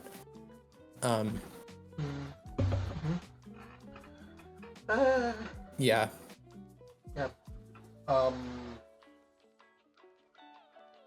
Sorry, I couldn't really comment on that. Yeah, I feel like we're getting into like, this is how to be a streamer. It's great. It's just like no, we're just like that is like quite a lot of mental talks. I wanna do a video of like what I've learned the last year of doing YouTube and stuff, because I feel like this has touched up on a lot of things. Like I definitely learned to stop caring about numbers in general, because I know numbers definitely do not reflect your worth as a streamer, because I'm not like bragging, and this is not me being like, I'm saying this with humility, but I think I can have a lot more followers and stuff like that. I think it's more of just I need to be consistent, because I definitely feel like I do have skills and talents in terms of like entertaining or bringing insight. It's just like keeping up with having to do things where I falter, which that's also how you grow, is you have to have that self-reflection of where you're held back. Like, that's just like the steps you take if you decide that you actually don't want to be serious with the whole content creation thing.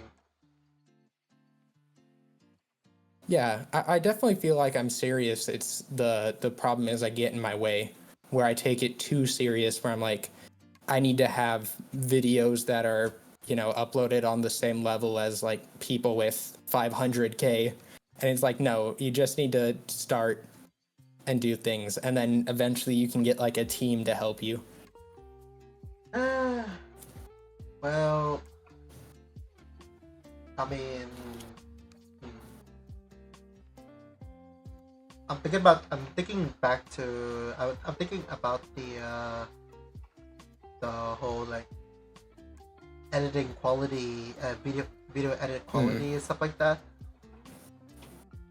Okay, I'm gonna switch it up a bit, but I personally don't like the current editing style trend. Mr. Beast TikTok short. Yes, thing. like that's I don't like that. Like It works for shorts, it but works. Yeah, long videos, until you get to a certain amount of subscribers, you do not need it. yeah. Like my It's Tuesday Talk videos have the best thing, and the most editing I do is cut out pauses, and throw zoom-ins for like maybe the first 2 minutes of the video. Like it's not. Yeah. and right. And they have high retention, high likes and stuff like that. It's yeah. Yeah, I get the appeal and the advantage of it. The thing is, I do see that. Okay, I'm gonna like low-key kind of like indirectly criticizing my friends for this, but I'm just gonna preface this. This is all just like it's all just preference. Personal preference. Yeah, personal preference. They can do whatever they like. It's just like was it the Mr. Beast TikTok style of editing? I find sometimes like I've seen this one time this one stream clip where my friend was it applied that editing style, and then was it having seen so much of it, I'm practically immune to it now, and so seeing that clip, I was able to see through all the edits and stuff like that, and I realized that she's that editing style is like trying to make something, trying to like make a funny moment out of something that is not really that funny at the core, and Yeah. and while yes, it does it does it does have some retention power, but I couldn't see myself rewatching it at all. Like you get the retention in terms of how long I remain engaged with the video, but you lose out on the retention in terms of like whether or not I return to watch that video again at all. Because Yeah, I think that's why it works for shorts so well, is because like I can rewatch YouTube videos, but I'm not gonna rewatch shorts as much.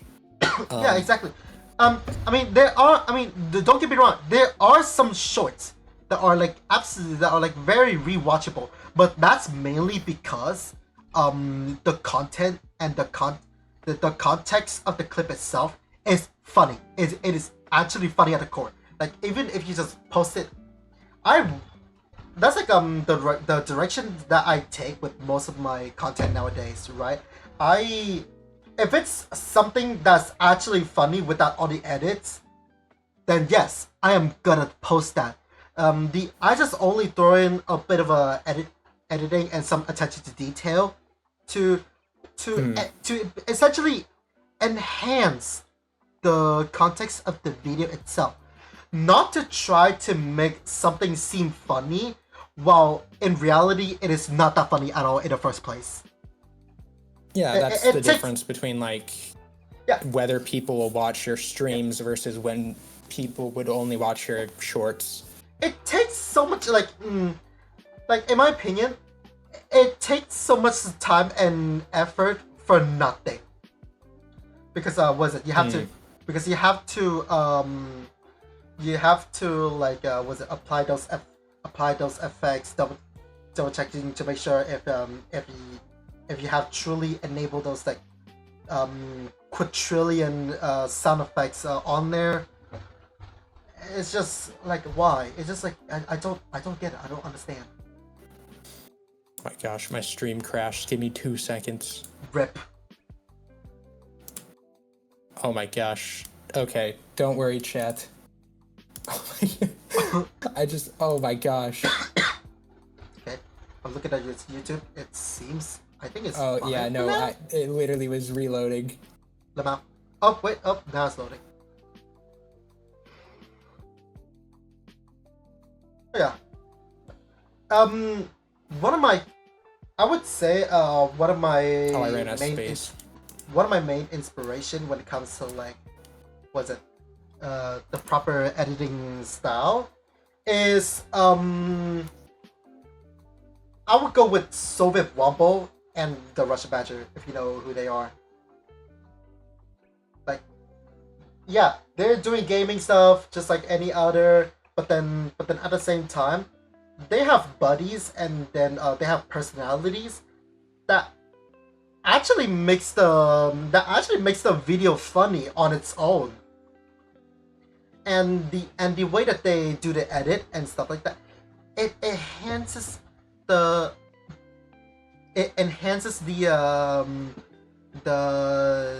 the context of the video itself. Like okay, maybe like let's say, what was it, instead of the bouncy text with like I don't know, bouncy text that zoom in on your face at like 100 miles per hour. You just get text that simply pop up. It just simply pops up, and then occasionally it would like follow around. It will follow. Okay, I really love this technique. Whoever is saying the line, the text, the subtitle text of that person would stick onto the head and follow them around on the video. Like, it's so like it's the attention to detail. Not only it doesn't make you feel overwhelmed, but also that editing style also helps you understand the context faster. Like, who's the one saying it? Like, what are they saying? Stuff like that. It's great, and yeah, that's like the main inspiration of like why when you see my clips and stuff like that, you will see text that simply pop up out of nowhere and follow around the person that's saying it.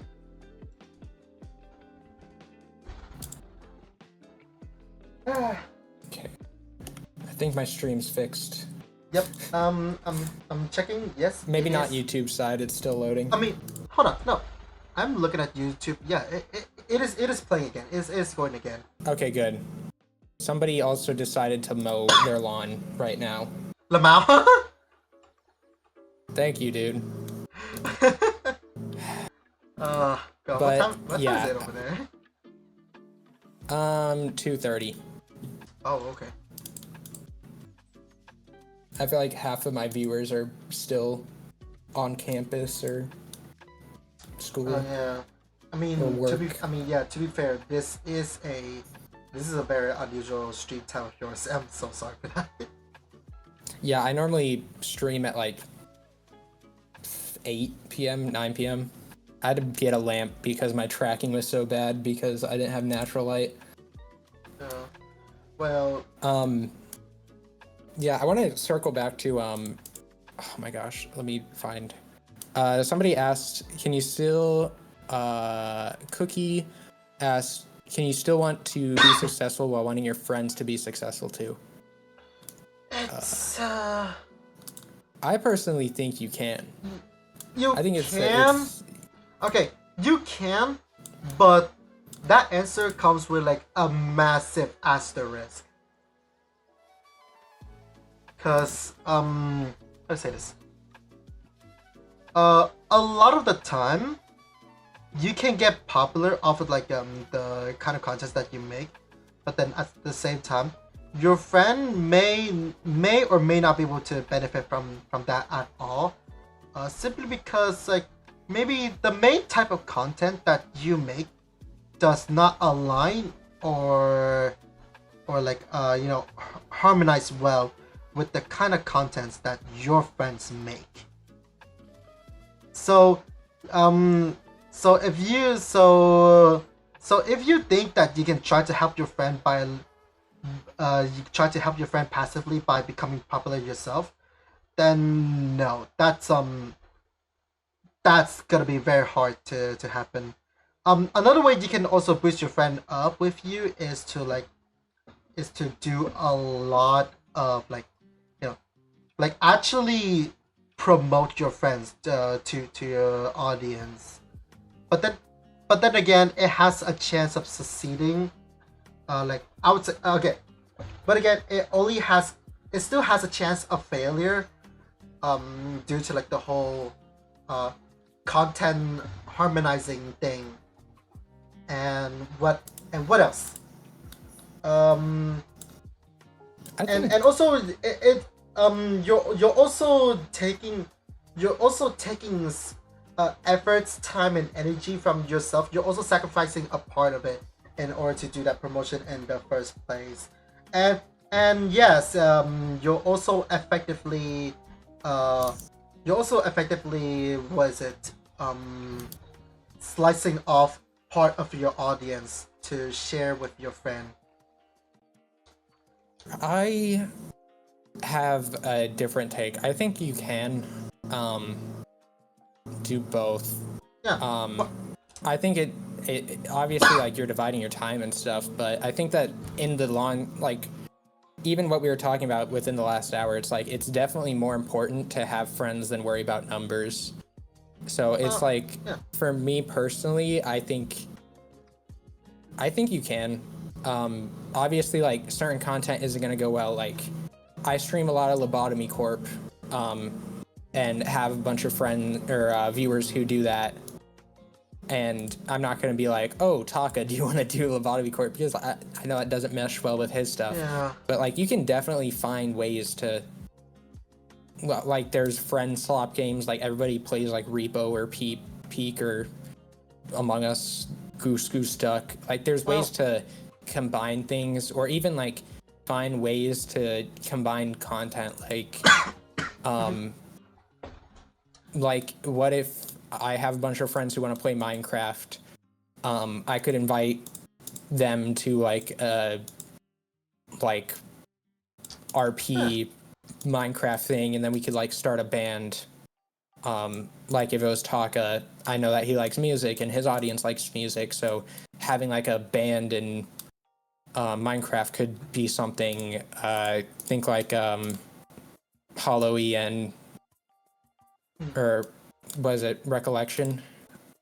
Rico? I don't remember. Yeah, I don't know about But that. it's definitely like you got to do creative spin and takes on it, and some of it's not going to work, but some of it is, and content creation does have a lot of taking risks. My like favorite advice that I got from Yuki one time was just start doing whatever. If you're worried that it's not going to work, just try it out and then see. Try it like once or twice. Like I'll give another example. Like, in psychology, if you go on antidepressants, you don't really know how well they work until like a month. And sometimes that's how content is. You don't know how good it is until a month. You gotta try things. You can definitely support your friends in whatever way. And that's also in like, you don't have to just support your friends or want them to be successful in YouTube, like, or YouTube or any content creation thing. Like, all of my friends that I have, like, I have a lot of friends where I not even collab with them at all. Because it's just me, you know, being like, oh, how are you doing? How's your content? How's your life?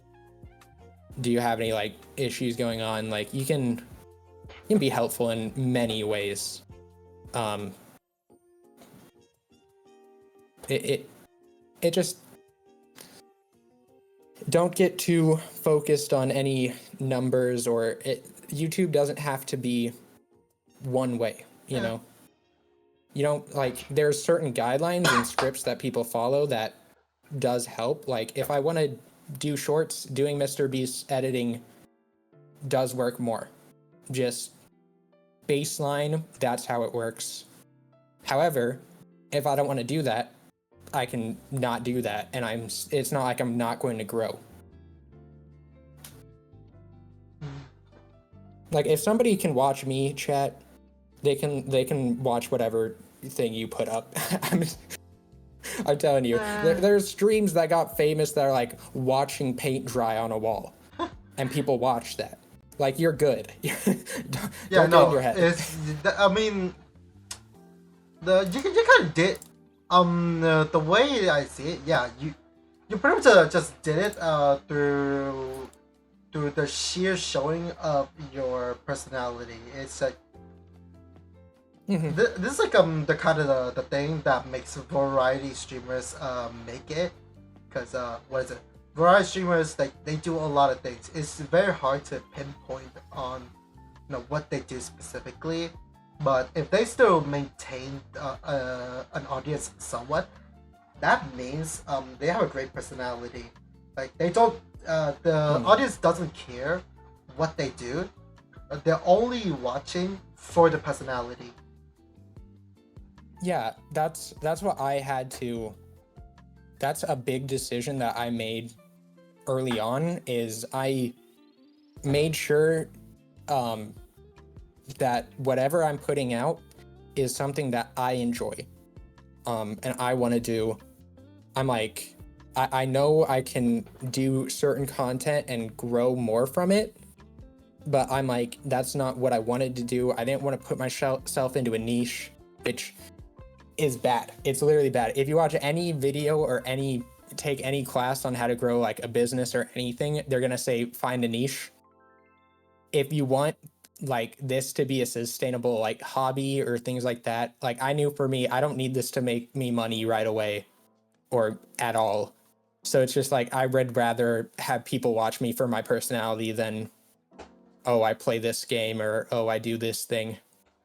So yeah, that's what and I have had like micro niches where people watch solely for like, oh, Soul plays Celeste or Soul plays Lobotomy Corp, or like covers that I do or Tuesday Talks. But I feel like a lot of people watch most of my content. I have a really good community in that way. And I would rather be this small with people who interact with all my content that I love than feel like I have to make the 50th ASMR video today. You know? YouTube's whatever you make of it, you know? That's how content creation is. Don't get too focused on whatever. Whenever you say, oh, I should do this, or this is what I should be doing, or this is how it should be, you're lying to yourself. Because whatever works for someone else does not work for you.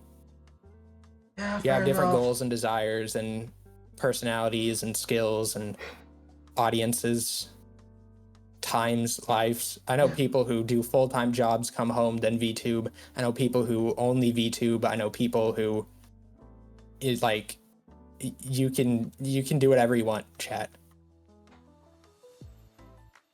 Yep. Their guidelines, not their suggestions, not hard like commandment facts. Yeah, this is like, That's the biggest thing I learned. no. It's kind of like a rope. Like, I guess no. A lot of the time, no two runs are the same. True. You just can't like. I mean, sometimes was it chasing a trend or copying after a gimmick does work in your favor sometimes, but again, that's unsustainable. You can't just like keep relying on that all the time, and then expect to be like popular in the long run, or like be somewhat organic about it. Yeah. You have very little control over how well your videos do or anything does. So just make sure that you enjoy the process, I think, is the biggest takeaway. If you're like making a video and the whole time you're like, oh, I hate this, I hate streaming, I don't want to play this game or something like that, like wild idea, don't do that. You know? There's something that people like that you can do that you'll also like.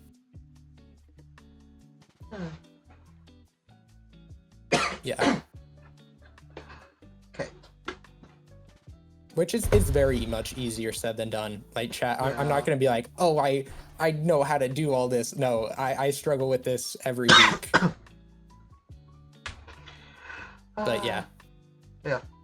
Oh, I just realized just because I think because you restarted your stream on Twitch, the shared chat just shut off. Oh shoot. I wonder if it works with the same link. Yeah, the same link, same link. Did I just open the link again? Okay. Just get the link up again. There you go. Oh, there you go. Did it work? Yep. Yep, it's up That's now. crazy. Good. Because it opens a tab that's like, it didn't work, but it actually did work. I'm like, thanks, Twitch. Twitch is always lovely. Well, that's just how I feel towards technologies in general.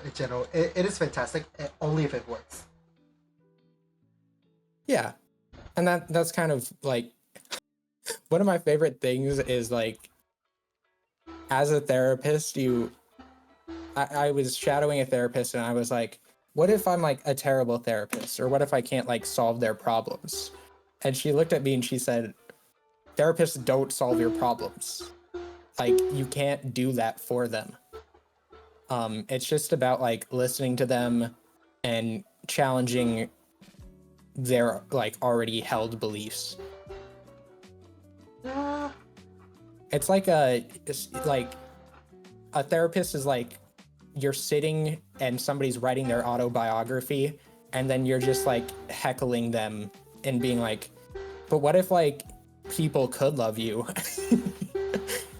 You know? Yeah, it's like I mean, come to think of it, a therapist is literally just like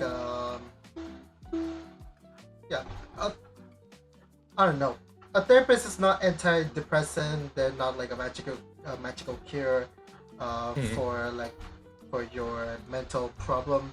A therapist, in the end, is just like a fellow human being who has like very deep understanding of how a human brain works, and they're only there to assist you and help you understand your mentals as a whole.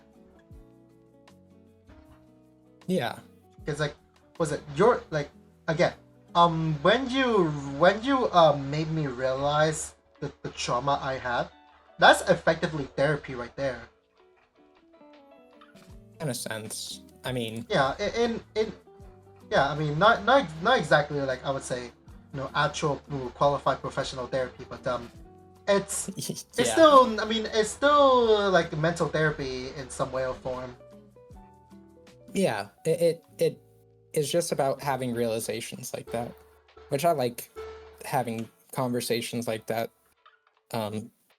which is why my friends like talk to me about things. I really appreciate it. I like having those conversations. I need to if I was like a big like had a bunch of free time, I would do a like content creator like off stream, talk to them and see like what is holding them back mentally, because I feel like that's everybody theoretically knows what they need to be doing in content creation. Like, it's very much like we all know like the tips, like, oh, upload regularly, do this, do that, but it's just we get in the way of ourselves. Yeah, like just another. This is another classic example of, something that sounds good on paper but horrible in practice.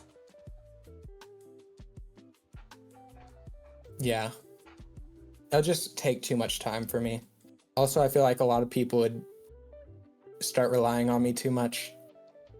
And it's like, yeah, I can help, but you gotta also... It's not like I'm going to be here forever, and I don't want that to be our friendship or relationship to be... Yeah. Me doing that all the time. Yeah, I gotta do set boundaries. Yeah. It's just like I mean, you tried to help, but like what? But you're just trying to help based on using like what you know so far, right? Because I also at some point gave like gave like quote unquote therapy sessions to some of my friends, but only to some extent, based on like what I know so far. Right? Like only Yeah. like it's like I'm not I'm not a master of mental and psychology at all, so I could only help to an extent, and once I hit the limit of like what of like how much I truly understand about like a human mental state, then that's where I'm gonna have to stop. Yeah. Yeah. And yeah, the It's friend, really interesting. yeah, and the friend I'm trying to help need to understand that too. Yeah, I mean, you kind of gotta. It's really weird in therapy because you gotta use like data that is generalizable, but also you have to keep in mind that this person is their own person. Like the classic example I give is like, if somebody came up to you and was like, Taka, my mom just died, what would you say to them? Yeah, yeah, that's I could only share my, yeah, that's the issue. I could only share my condolence, but then apart from that, I haven't exactly like experienced through any loss of actual human lives at all. So Yeah. that's like something that I just cannot help with. But even like the natural reaction is to be like, Yeah, the natural. oh my gosh, I'm so sorry. Yeah, like I can't imagine how hard that it would be to lose your mom. But actually what you learn is somebody could come up to you and be like, my mom just died, and I'm so happy about it. Like, she was just the worst person in general. And you have to like keep those things in mind, where it's just like, no, my mom punk kicked me through a like football hoop. And like you gotta keep all these things in mind. Where yeah, it's just, like, okay. Yeah, that curveball it's is so weird. Yeah. Yeah, no, that's like a. You definitely got to learn those things. Yeah, that's a curveball that you just wouldn't really see coming. Yeah. So it's like, oh, how do you like, the classic therapy meme is like, how do you feel about that? But no, it's really, you gotta like kind of curb your expectations when it comes to things. I've had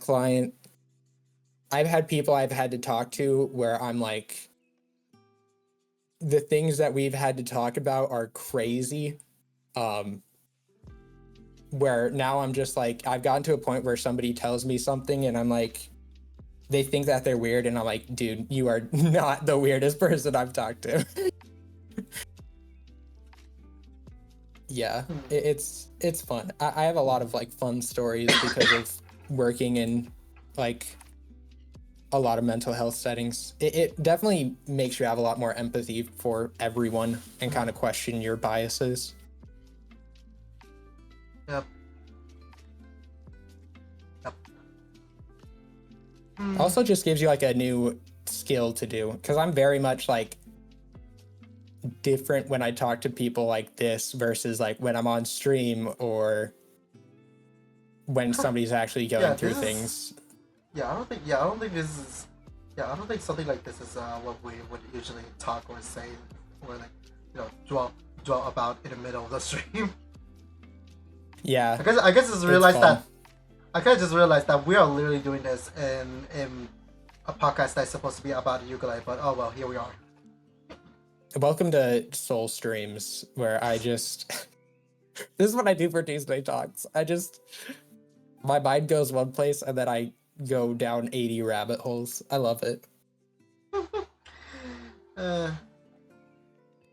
So, oh well. But yeah, I guess we learned some lessons today. Okay.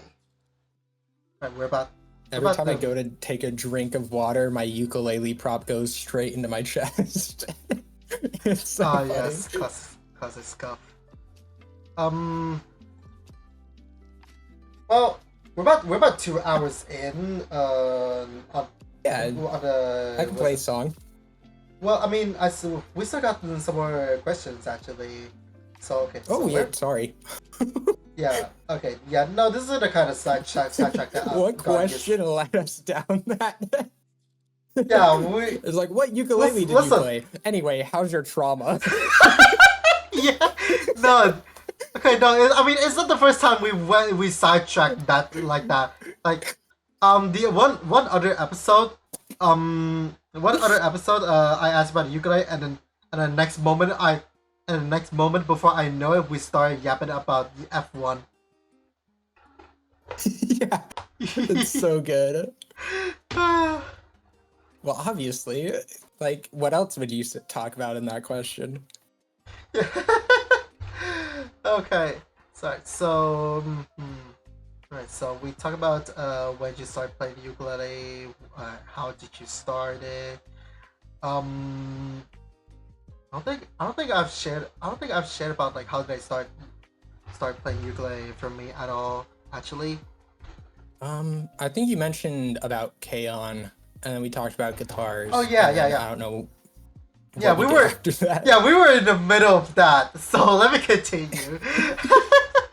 Oh, of course. So yeah, I had a rant about like how did we go from like me ranting about like the horrible experience with guitar Welcome to to me. freaking mentals? This is so good. That's like that's so weird. But anyway, so yeah, terrible experience with the guitar. I stopped playing a month in, and then was a few months later I saw a classmate of mine bringing like a very basic black soprano ukulele into class, and yeah, it became like the star of, it became like the main attention of the class for like a few days, and I decided, oh, you know what, it looks cool. And yeah, I proceeded to go get myself the exact same ukulele. Let's go. That's fun. And we just started from there. I picked up the ukulele. I'm like, okay, this is, I guess it's kind of like the guitar. So I use, okay, 1 month of experience with the guitar does help. Like, I think It does. yeah, it does help. So I got out to like a great start with the ukulele, and because of like how fun it is to play and how easy it is, I actually ended up sticking with it. Like, finally, an instrument that I don't drop after 1 month. Yes. Oh god. Yeah. So here we are. I mean, again, due to my musical anxiety, Now that's a lot of damage! frick. Due to my musical anxiety, right? My frick. What am I saying? Okay, due to my musical anxiety, I was still very on and off about like playing ukulele until I moved out of Vietnam and I started playing more often once I'm here, finally having my own room. Yippee! Yay. And yeah, we just continue from there. That's how it goes for me. Yeah. Okay. Yeah.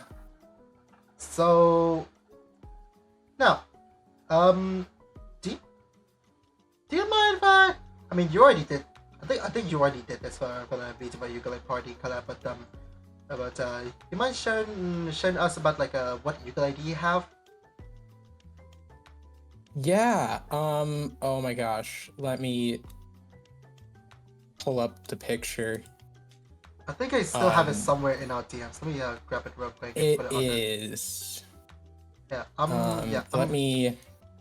Yep, I got it. I'll put it on the Let browser me make now. sure I don't accidentally show anything. Oh. I mean, yeah, it's just a picture of your ukulele with your PC, and I think it's a Gundam. Yes. Yeah. Okay. Right. I'm putting it on the browser now. Okay. I'm There you go. also doing that.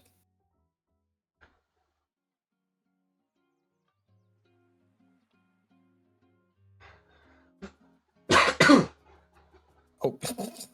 Ah. Hey Stella, how you doing? Stella! Oh my gosh, thank God. Every time I talk about weird things, Stella pops in. So finally, I'm doing something normal. Yeah. I was like 2 seconds away from being like, yeah, it's a Gundam from Yuri anime. And I was going to talk about how much I love Yuri. So thank God. No. We'll hope we're normal. Yeah. Oh my gosh, my stream died again. Oh no. Every time I collab with you, I don't get it. Oh It's at 0 man. frames. Okay. I mean, no, it's Oh, I mean, we're it's still back. kind of running. It's still. Oh, never mind. I was gonna be like, oh It was hey, at it's 0 still. kilobits.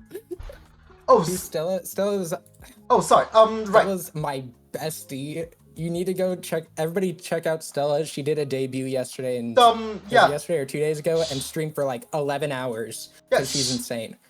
Stella Nocturne. She's over at the Twitch chat right now. So those over on the Source YouTube will not be able to see her. But Yeah. But yeah. Also, Stella's also like a fellow ukulele player friend of ours. She was, I think, wait, was she in the VTuber ukulele party? I forgot. Yes, she was. Okay. Yes. Okay, she did. But yeah. But hold on, let me But check. this is the ukulele that I have. This is my baby. It's the same one that I got in 2018 or 19, and I probably tuned it 5 times since. Yeah, it's old, but like I still gotta give it to you. You did. It looks like you maintained it very well. Sorry. Sorry. It What? sits on my floor. It's it's on your mouth. I don't even have a stand anymore because I can't. I mean, drill I into don't my have. I mean, apartment I don't have a wall. stand. Also, I mean, I don't have a stand. Also, but I'm fine with it since like most of the time. So like most of the time, my floor is freaking carpet. And what is it? I have the umalele on my bed right here. I actually was just like playing. So I think like I said, I was like having a bit of a trouble sleeping last night. So I had umalele just like on the bed and just plucking around, praying to God that I would go to sleep. But I did not. Yeah. I couldn't fall asleep for some reason. Ah! Yeah, this is my baby. You can tell it's my baby because I've dropped it a few times too. Say that is diabolical. It's true. Also, it doesn't have a name, which is also another reason why it's my baby. You love Mal. Yeah, no, I will name it eventually. It has gotten, I mean, what is it, hold 8, on. like The brand is 7 Amahi, years right? without a name? The Huh? brand is Amahi, right? Yeah. Ooh. I could probably try to think of something later. So we got the brand name. I'm also gonna need to know like what gender do you like what's this pronoun? What's my baby's pronouns? Actually, Yeah. they're a baby. They're a baby. Okay, believe it or not, I actually do assign genders to my ukuleles. I mean it's yeah, right, because like Yes. yes, okay, Venya's a she her, Umalele's a she her, and was it Jasper being like was it the big boy with the lower tuning? Obviously is a he him. That's a very Jasper thing. I feel like Jasper characters in books are always like, I'm gonna beat you up. Lamau. Maybe I'm thinking Steven Universe. I don't even know. I just like picked up the name Jasper because that's like the name that that was given by one of my friends. I just couldn't able to think of any name at all for Ukulele. Somebody said ukulele. Oh God, It's such a banger name. I love that. Lamau.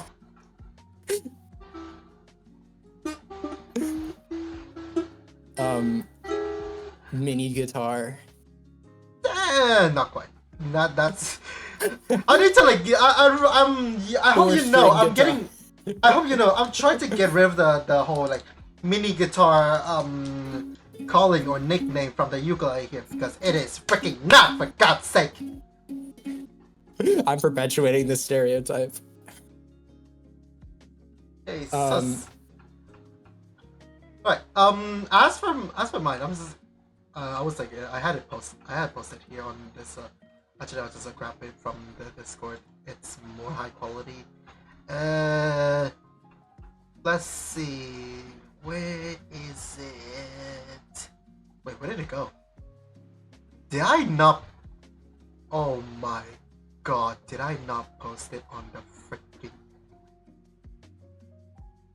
I did not post it on the Discord. Alright, fine. We're gonna have to look through the freaking forum page.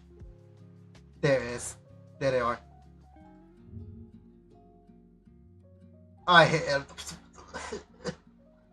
to log in. Okay, right. There you go. Zoomed right in. This is what we get for now. So yeah, these are three of my babies. I mean, technically I have four because I decided to like build one out of like pure boredom and shits and giggles. But yeah. As you can see, the one in the middle is my main girl, Venya. The one on the right is the big boy, Jasper, and the left is Umalele. So already knows about this, but I just like saw her on Facebook Marketplace, like and it's also mint condition too.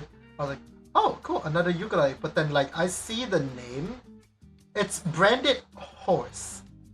And so I had a look. Right, the back initially it shows a ukulele bag that has the horse branding, and so I click into the listing. I check the second image.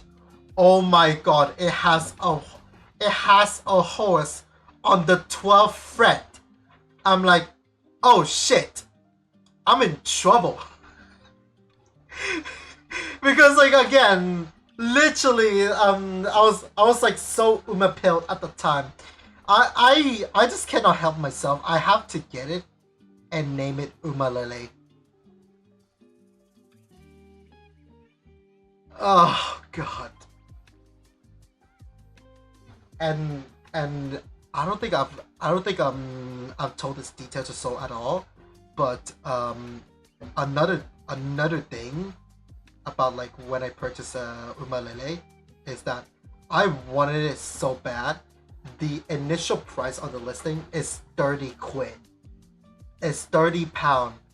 But because I was up in London at the time, and I have to wait until September until I finally get back to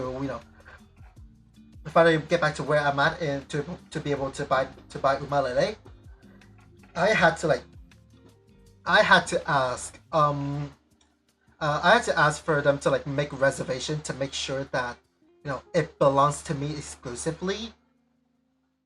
And because of that, we had to negotiate and bump the price up to 45. Jeez. I paid 15 pound extra just to make sure that Umalele belongs to me. I need help. I always need help. I genuinely have a problem. But ukuleles are cool. Yes, but like, yes, ukuleles, and it's also horse. But man, I really have a problem. This is, ladies and gentlemen, this is what I call ukulele acquisition syndrome. It is an actual term that some of us use around here. That's me with theory manga. Yeah.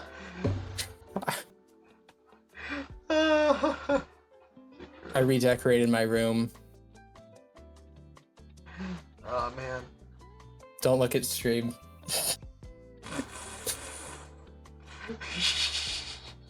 What the freak?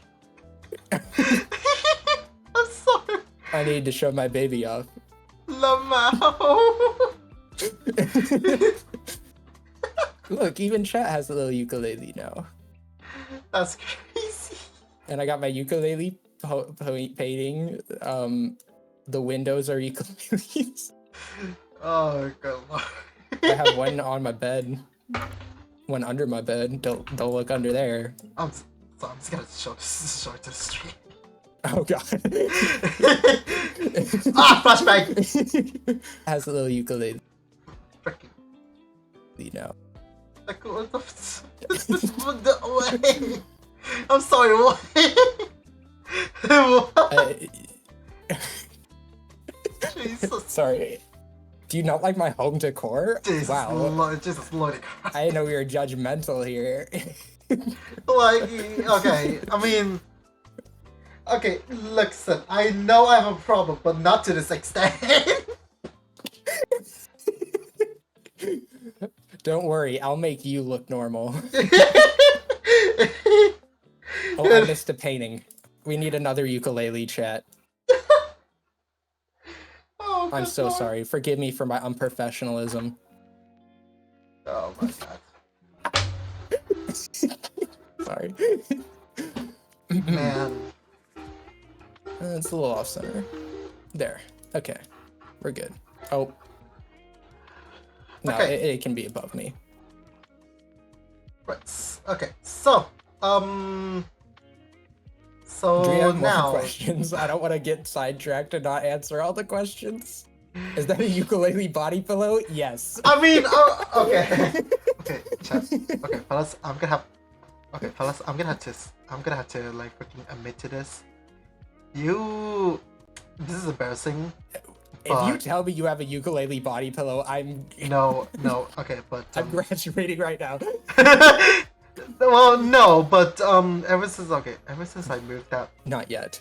Okay, well, not yet, but ever since I moved out to Vietnam, you know how I said that I have a ukulele on my bed, right? Yeah. You know what that means? Ever since I moved out of Vietnam, I practically would have the ukulele to hug while I'm sleeping. Yui from K-On style, like practically every day. So good. That's so good. You know, if you watch K-On, you will know that scene where Yui had like where Yui slept with her guitar. No, that is basically me with my ukulele. Like Okay. almost every day. Last night I had a dream I was VTubing. I'm into deep talker. Like, I looked in the mirror and it was me, but it wasn't me. It was my model, and I'm like, no. You know what? If This is one why I day, can't have VR chat. oh no, that's like your average VR chat sleeping session. No, but actually, if I wake, I would kill to just one day wake up as my VTuber model. Holy. I'm very close to my model in real life, except like the booba and the hair and the eyes and the 2D. But like, other than that, that's barely creamy. That's barely close, but okay. No, like the hairstyle is kind of okay, maybe like not, but similar. I do want to get my hair clips in real life. I think that would be awesome. But literally, I cannot have the Hoge. I just did a quick time event in my head. I almost said something other than a Hoge. Lamau. What is happening? Still a dope question. Of course, right when I almost say ahegao, I'm leaving. Chat, bye. Stream's canceled. That's a wrap, fellas. That's a wrap. Like literally, it was like in my brain. Press X. Why are there ukuleles everywhere? Do you not like my baby? Do you not like my ukulele body? I don't know. My brain said I needed more ukuleles on the ukulele talk show. Don't question me. Oh, oh god. Okay. Before we go on another tangent, is there another question about? Okay, right. I think we're just gonna skip over the whole like performing thing for now. Yeah, we're not gonna have. We're probably not gonna have any performance for this episode. But anyway, what would be your favorite song to play on the ukulele right now? Right now, so okay, a lot of my ukulele stuff is like a lot of folk punk stuff, which I can't play on stream because it's like political stuff. Damn. Which is rough. But in terms of other things, I always love Yeroshka. She is my favorite singer, and Enbuna is my favorite. What are you laughing at? Enbuna is my favorite producer next to Giga P. So I really like them. And other than that, who else do I like? Taka, do you know what songs that I like? I don't know. What the fuck? There's a few classic ones, like I like A-Team by Ed Sheeran. That's a good song. Why are you laughing? I can see what the fuck you're doing over there. You even covered Benya. What the fuck? No, what are you talking about? I don't. Are you okay? Maybe my stream's lagging. You know, that might be it. You know, bruh, who it is. Bruh, what am I seeing over here? God damn it! Am I the most tame guest you've had? I feel like I've been very. Now, okay, I mean, I'm not even sure anymore. You're definitely the most questionable guest so far. You're definitely questionable. Like, what the fuck? What do you mean? What do you mean? I feel very normal. What do you mean? Man? You know, I think the stream could use more ukuleles. I feel like it's missing something. Bruh. Oh, you know what? I need to be like Zoro. I need to... What the heck are you gonna do now? There we go, chat. Jesus Christ. And I need one more. And it's gonna be like here. There. Okay. 3 stored style.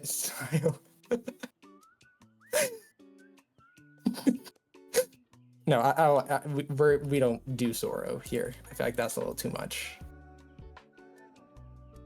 I feel like 13 ukuleles are enough. But 14, now let's not be ridiculous, chat. Great, how about you? I'm doing good.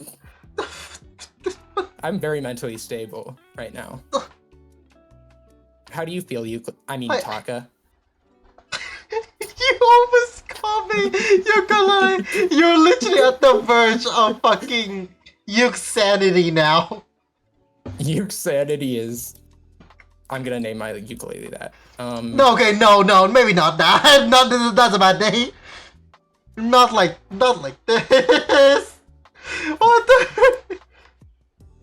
Oh my gosh, it's so hard to move objects there that small. I mean, actually, it's a normal size chat.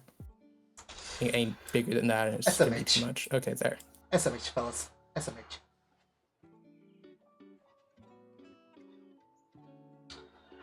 Right. Oh. You cat? Yes. Yes. Oh god. Chat, Okay. you're cooking. Anyway, while I am at it, right? What is it? Mm-hmm. I think I had like a much more wholesome approach to like what you guys saw I play.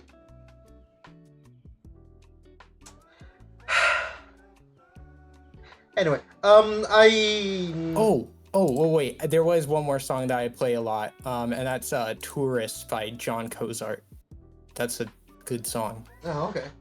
Paint. I don't know if anybody remembers that. I don't know if you guys were alive back in 2014 on YouTube. Love that guy. I do miss the 2010s internet that I grew up in, but I'm gonna be real with you. I don't think that was like part of my childhood. That was like my whole childhood. But like, okay, right. So for me, like, I mean, obviously being a Vietnamese, I tried playing a bunch of beginner Vietnamese songs, but then I did try play some English songs as I started VTubing, and when I finally got into like the whole flow of it and things like that, I actually I actually started playing Japanese songs, like let's say Kaze ni Naru or Always With You. I mean, I think at some point I knew how to play Yo ni Kakeru. Mm.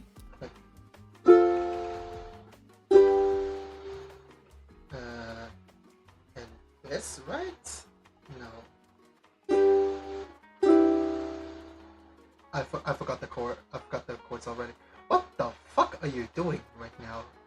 What? What are you talking about? I'm making a new model for you. Do you not like it? You don't. Look at that. There's your body. There's your eyes. You got your little hat. Man. Chat, I don't take commissions for models, by the way. I know somebody was going to ask that. Too much time. Do you see how much effort I put into that?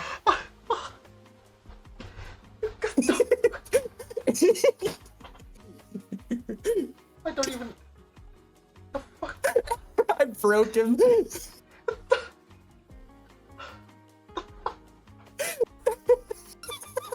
What the actual fuck? I'm sorry. My VTubing career was a mistake.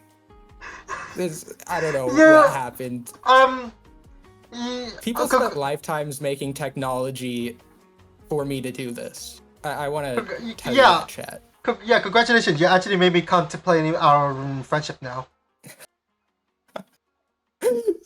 So good. The fuck? Like. This is what my streams are like, Taka. I'm sorry. I went on vacation 1 week and then I came back and I don't know what happened. I got brainworms. I was out for like, I mean, technically it was a vacation for 1 weekend, but then like it was like 2.5. Oh no, I was out for vacation for one month, and then I had to freaking I don't know. I had to practically have or do the closest thing to like actually having a job for like what freaking 2.5 months, and then I came back and I would never be able to be this unhinged. I'm not unhinged. What are you talking about, Taka? Do you think I'm unhinged? I think I'm very hinged. Fuck you. Sorry, I'm fixing your eyes. I mean, there we go. Chat, can you find all 15 ukuleles? Wait, no, there's 16. Sorry, chat. I lied. Send help.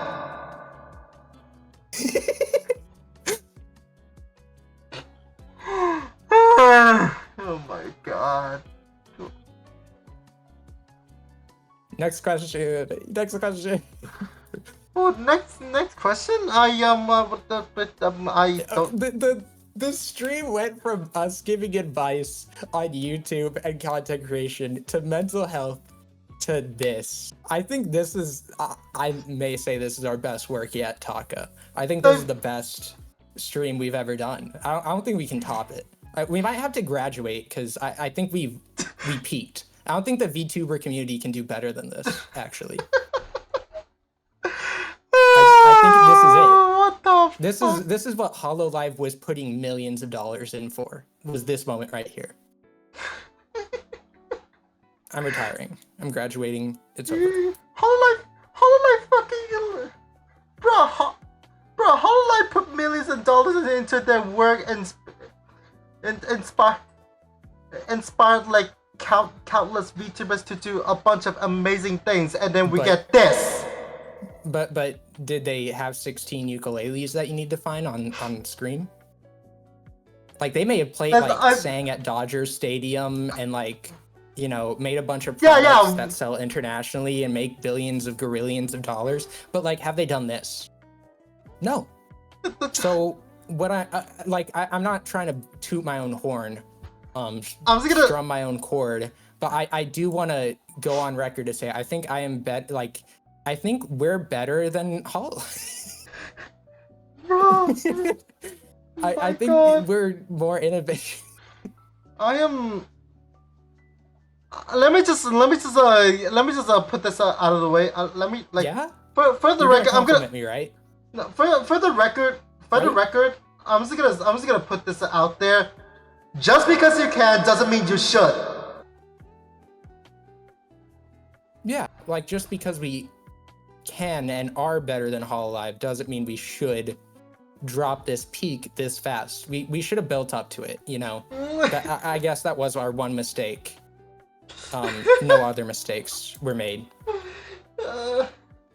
I just don't think chat was ready for it.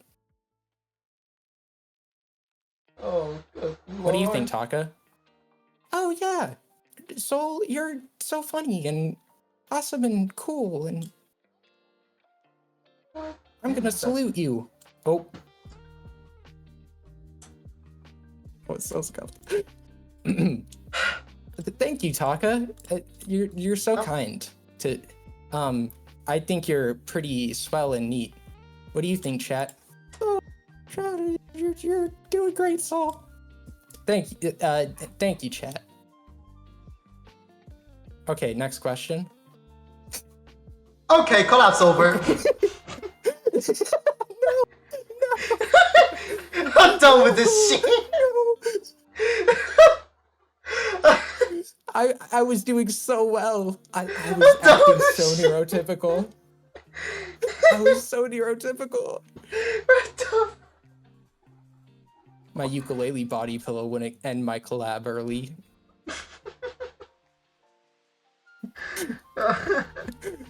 What the fuck? I don't even know anymore. I genuinely don't even know anymore. I think that's. Is this what you were expecting? No, what the. I'm sorry. Jesus Christ. I don't even know if I actually like this or not like this at all. I'm like. Oh, I'm sorry. I didn't give you legs. My bad. What? Well, obviously you don't know if you don't like it. You can't stand me right now. I'm quitting. I'm sorry.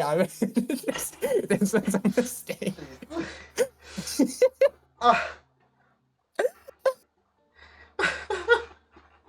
Your whole community is gonna be like, "What is this person doing? Who are they?" Is this what their streams are like? Yes. I'm sorry, chat. This is what you get from me.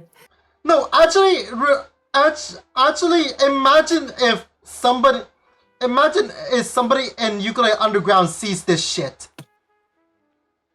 said this is so peak. I'm sorry, Taka. I think I'm the best guest. I think 19 is a weird number to end the collab series on, but I don't know if it gets better. Nope, we're gonna have more guests later. We're gonna have to. Oh yeah, I guess. We're gonna have more guests guess, later on, but like, what the fuck? We can. The peak of TV series are usually like the mid-season, so I guess we can keep going. But I'm just like, I don't go too far after. This is definitely the climax of the series. Alright. Oh my gosh, there's so many ukuleles. Sorry. Okay, there. I'm actually gonna wrap that up. What the fuck? Where the? Sorry, your leg is just under your body. There we go. My leg. Yes.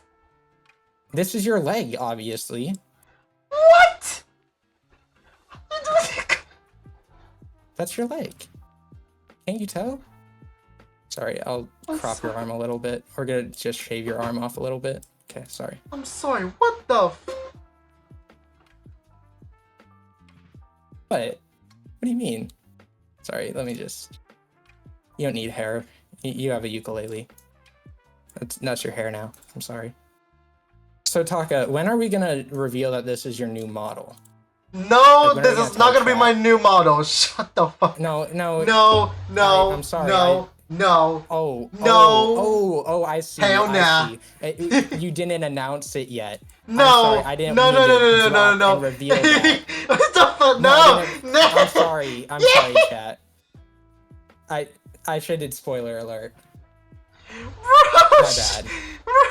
No. Nah. Yeah. Oh, that was supposed to be in our DMs only. Yeah, I'm looking at the DMs right now. It said, "Soul, whatever you do, don't talk about the new model that you designed." No. That's cap. Chat. I'm and telling then you right that under that's here, cap. it says, "If you do, I will vehemently deny it." No. Also, don't read this message on stream. I will send you to Jesus. My bad. I'm sorry, Taka. We can salvage this. Maybe I'll change. Like, this is just a beta design, Maybe I'll add a little bit to it. I don't know what to add because it's kind of perfect. But I'm sorry, I moved your eyes. I think it's fine. That's good. I'm actually finding someone to rate right now. This is. Do we not have any more questions? No, we're out of questions. And I'm like, bro, what the? I have not. What do you mean? We still have 24 minutes. Do you not want to play? We have like 27 ukuleles we could play. I can. Just like grab one off the wall, or just use your arm or leg or head or pupil. Or other arm, or torso. I think I'm gonna give him a brain aneurysm, chat. I think that's gonna be how this ends. I'm sorry, I'm going to accidentally kill Taka with whatever I'm doing. And then I'll make a YouTube apology and play the ukulele in honor. Not the fucking ukulele apology. Taka, if I kill you, do I have permission to make money off of it? No. Should I use your death for content? I feel like we're good enough friends to, I would let you do it. No, I will fucking strangle you, bruv. You can't. You're dead. I'm sorry. Fucking. I don't know. Taka, you don't have to worry about me getting too big and leaving you because how the hell does anyone watch this? I really hope nobody watches this. I really hope nobody watches this part of the series. You what? You what, mate? I don't know what I said. Stella. Close your ears. Poor Taka? Oh, shoot. Sorry. What do you mean, poor Taka? I gave him a free model. Do you guys not like my debut modeling? Oh, Taka, you will have to update your blue sky to I put that I am was your not- model and rigger. Yeah. I am. you know, just contractual mumbo jumbo. No, hell no. I am no. No. Okay, I'll just tweet it and you can retweet. Okay. No. Okay. Frick. I'm gonna get the. I found who. I can who play we're a gonna song wait. if you want me to. Oh, dude, the How do I longer group things on Discord? dude, the longer that monstrosity stays on display, the worse it is. I'm gonna wrap that up. Sorry. Let me. We can play. Sorry, I don't need this. I'm hungry anyway. Here. There. Now I have my own ukulele. What? There. What? Do you not like my new prop ukulele? Hold up. Trying to see it. Oh. What the Okay, right. Do you not want me to play my songs? No. Oh my fucking god. I'm actually gonna strangle you over I this. practiced so hard. No. Ah! This is not the image I want to Somebody carry. said the new title should be I swapped my friend's limbs with ukulele and he liked it gone wrong. This is not the image I want My to carry. chat's so good. I will be screenshotting this and posting it in my Discord chat.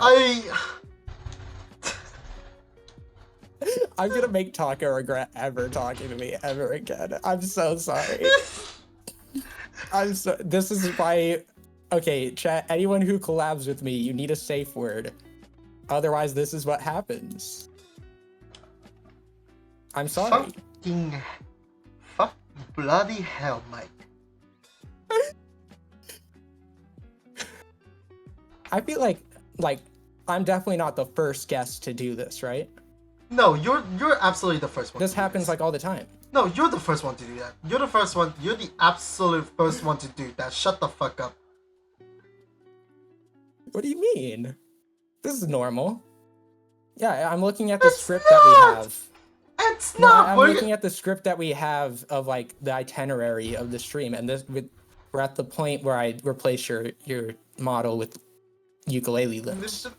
This is. It's on the Google Doc. When I'm reading it right now. When I say I'm a ukulele playing VTuber, this is not what I meant. Taka, you become one with the uke. Oh my gosh, Taka. No! Wait, what if I take this model, No. download backgrounds of Uma Musume, and you can be like a ukulele horse? Okay, no. We're done. I'm kind of over. Thank you so much, everyone coming. No. Hear me out. No, I am not. I am not hearing that. Nobody's done it before. No, I am not hearing that. There's a reason why nobody's done it before. I am not hearing that. No. Because they're not smart enough. Okay. No. Taka, I'm giving you gold. I'm giving you gold ideas for free. No, I give you a model for free. No. Taka, what do you mean? Oh fuck. Do you not like it? Oh god, I am killing him.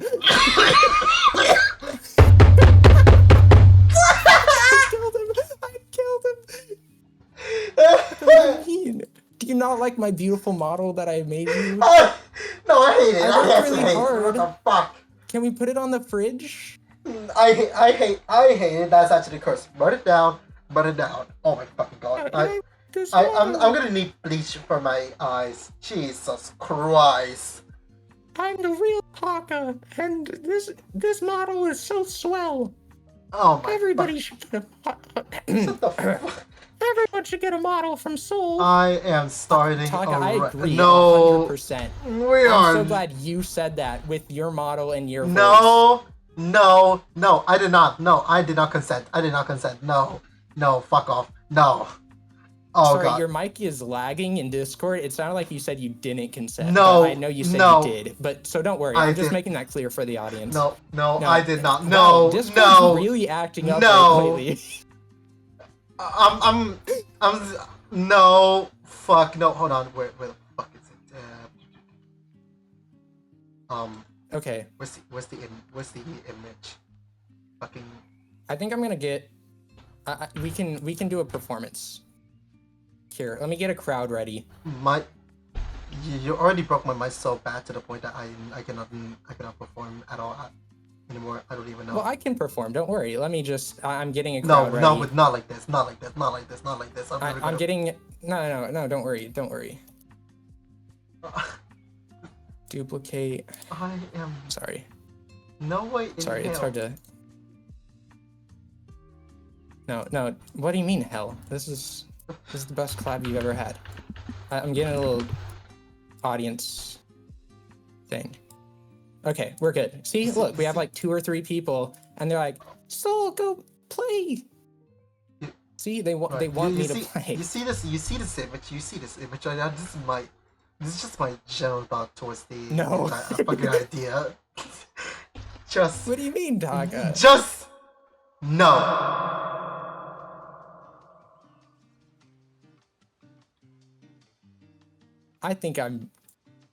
Taka, I think this was a good collab. I think we both had a lot of fun. I want to fucking delist this VOD. No. The Lost episode 19. It's gonna go episode 18, episode 19, and it's not gonna be me. The episode 19 is officially a cursed episode. Yeah. No, it's your lucky number. Don't worry.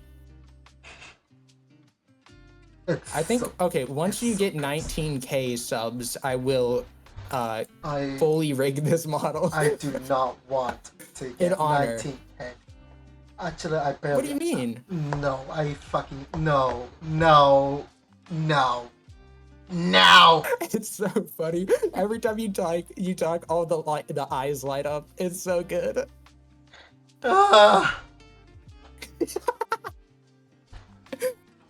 Okay. Hi. Oh, you joined the stream at a good time. Did you like... I fully rigged this model for my best friend. And he Help loves me! it. Right, Taka? Right, Taka? You love it. No, I need help. I need help. Oh my gosh, is it so good you're having a heart attack? I'm so sorry. No, I'm actually like fucking I'm actually having a brain aneurysm. I'm wrapping this stream up. I wrap it up. Nope. Anyway, that's the end. That is the end of V-Yapkulele. Thank you so much. This is not the kind of this has been the most unexpected way to resume the series. What in the entire fuck? Right. I don't even know anymore. Taka, I'm sorry that I turned you into a ukulele. My bad. I'm starting to write. Tune in. Right, that's Taka, right. That's it. I am starting. A pretty good model. I am starting the raid. Really hard on it. I am starting the raid. Tune in tomorrow. Tune in tomorrow. We're playing Beat Saber. All right. I am. Taka, Because you should use this model. No. I think you'll go really hard. No. Please. I'm done. Nope. Fuck this shit. I'm out. Fuck this shit. I'm out. Taka. No thanks. Osudaka, stay blaze. The fucking I don't know. Stay blazing. Excuse me, please.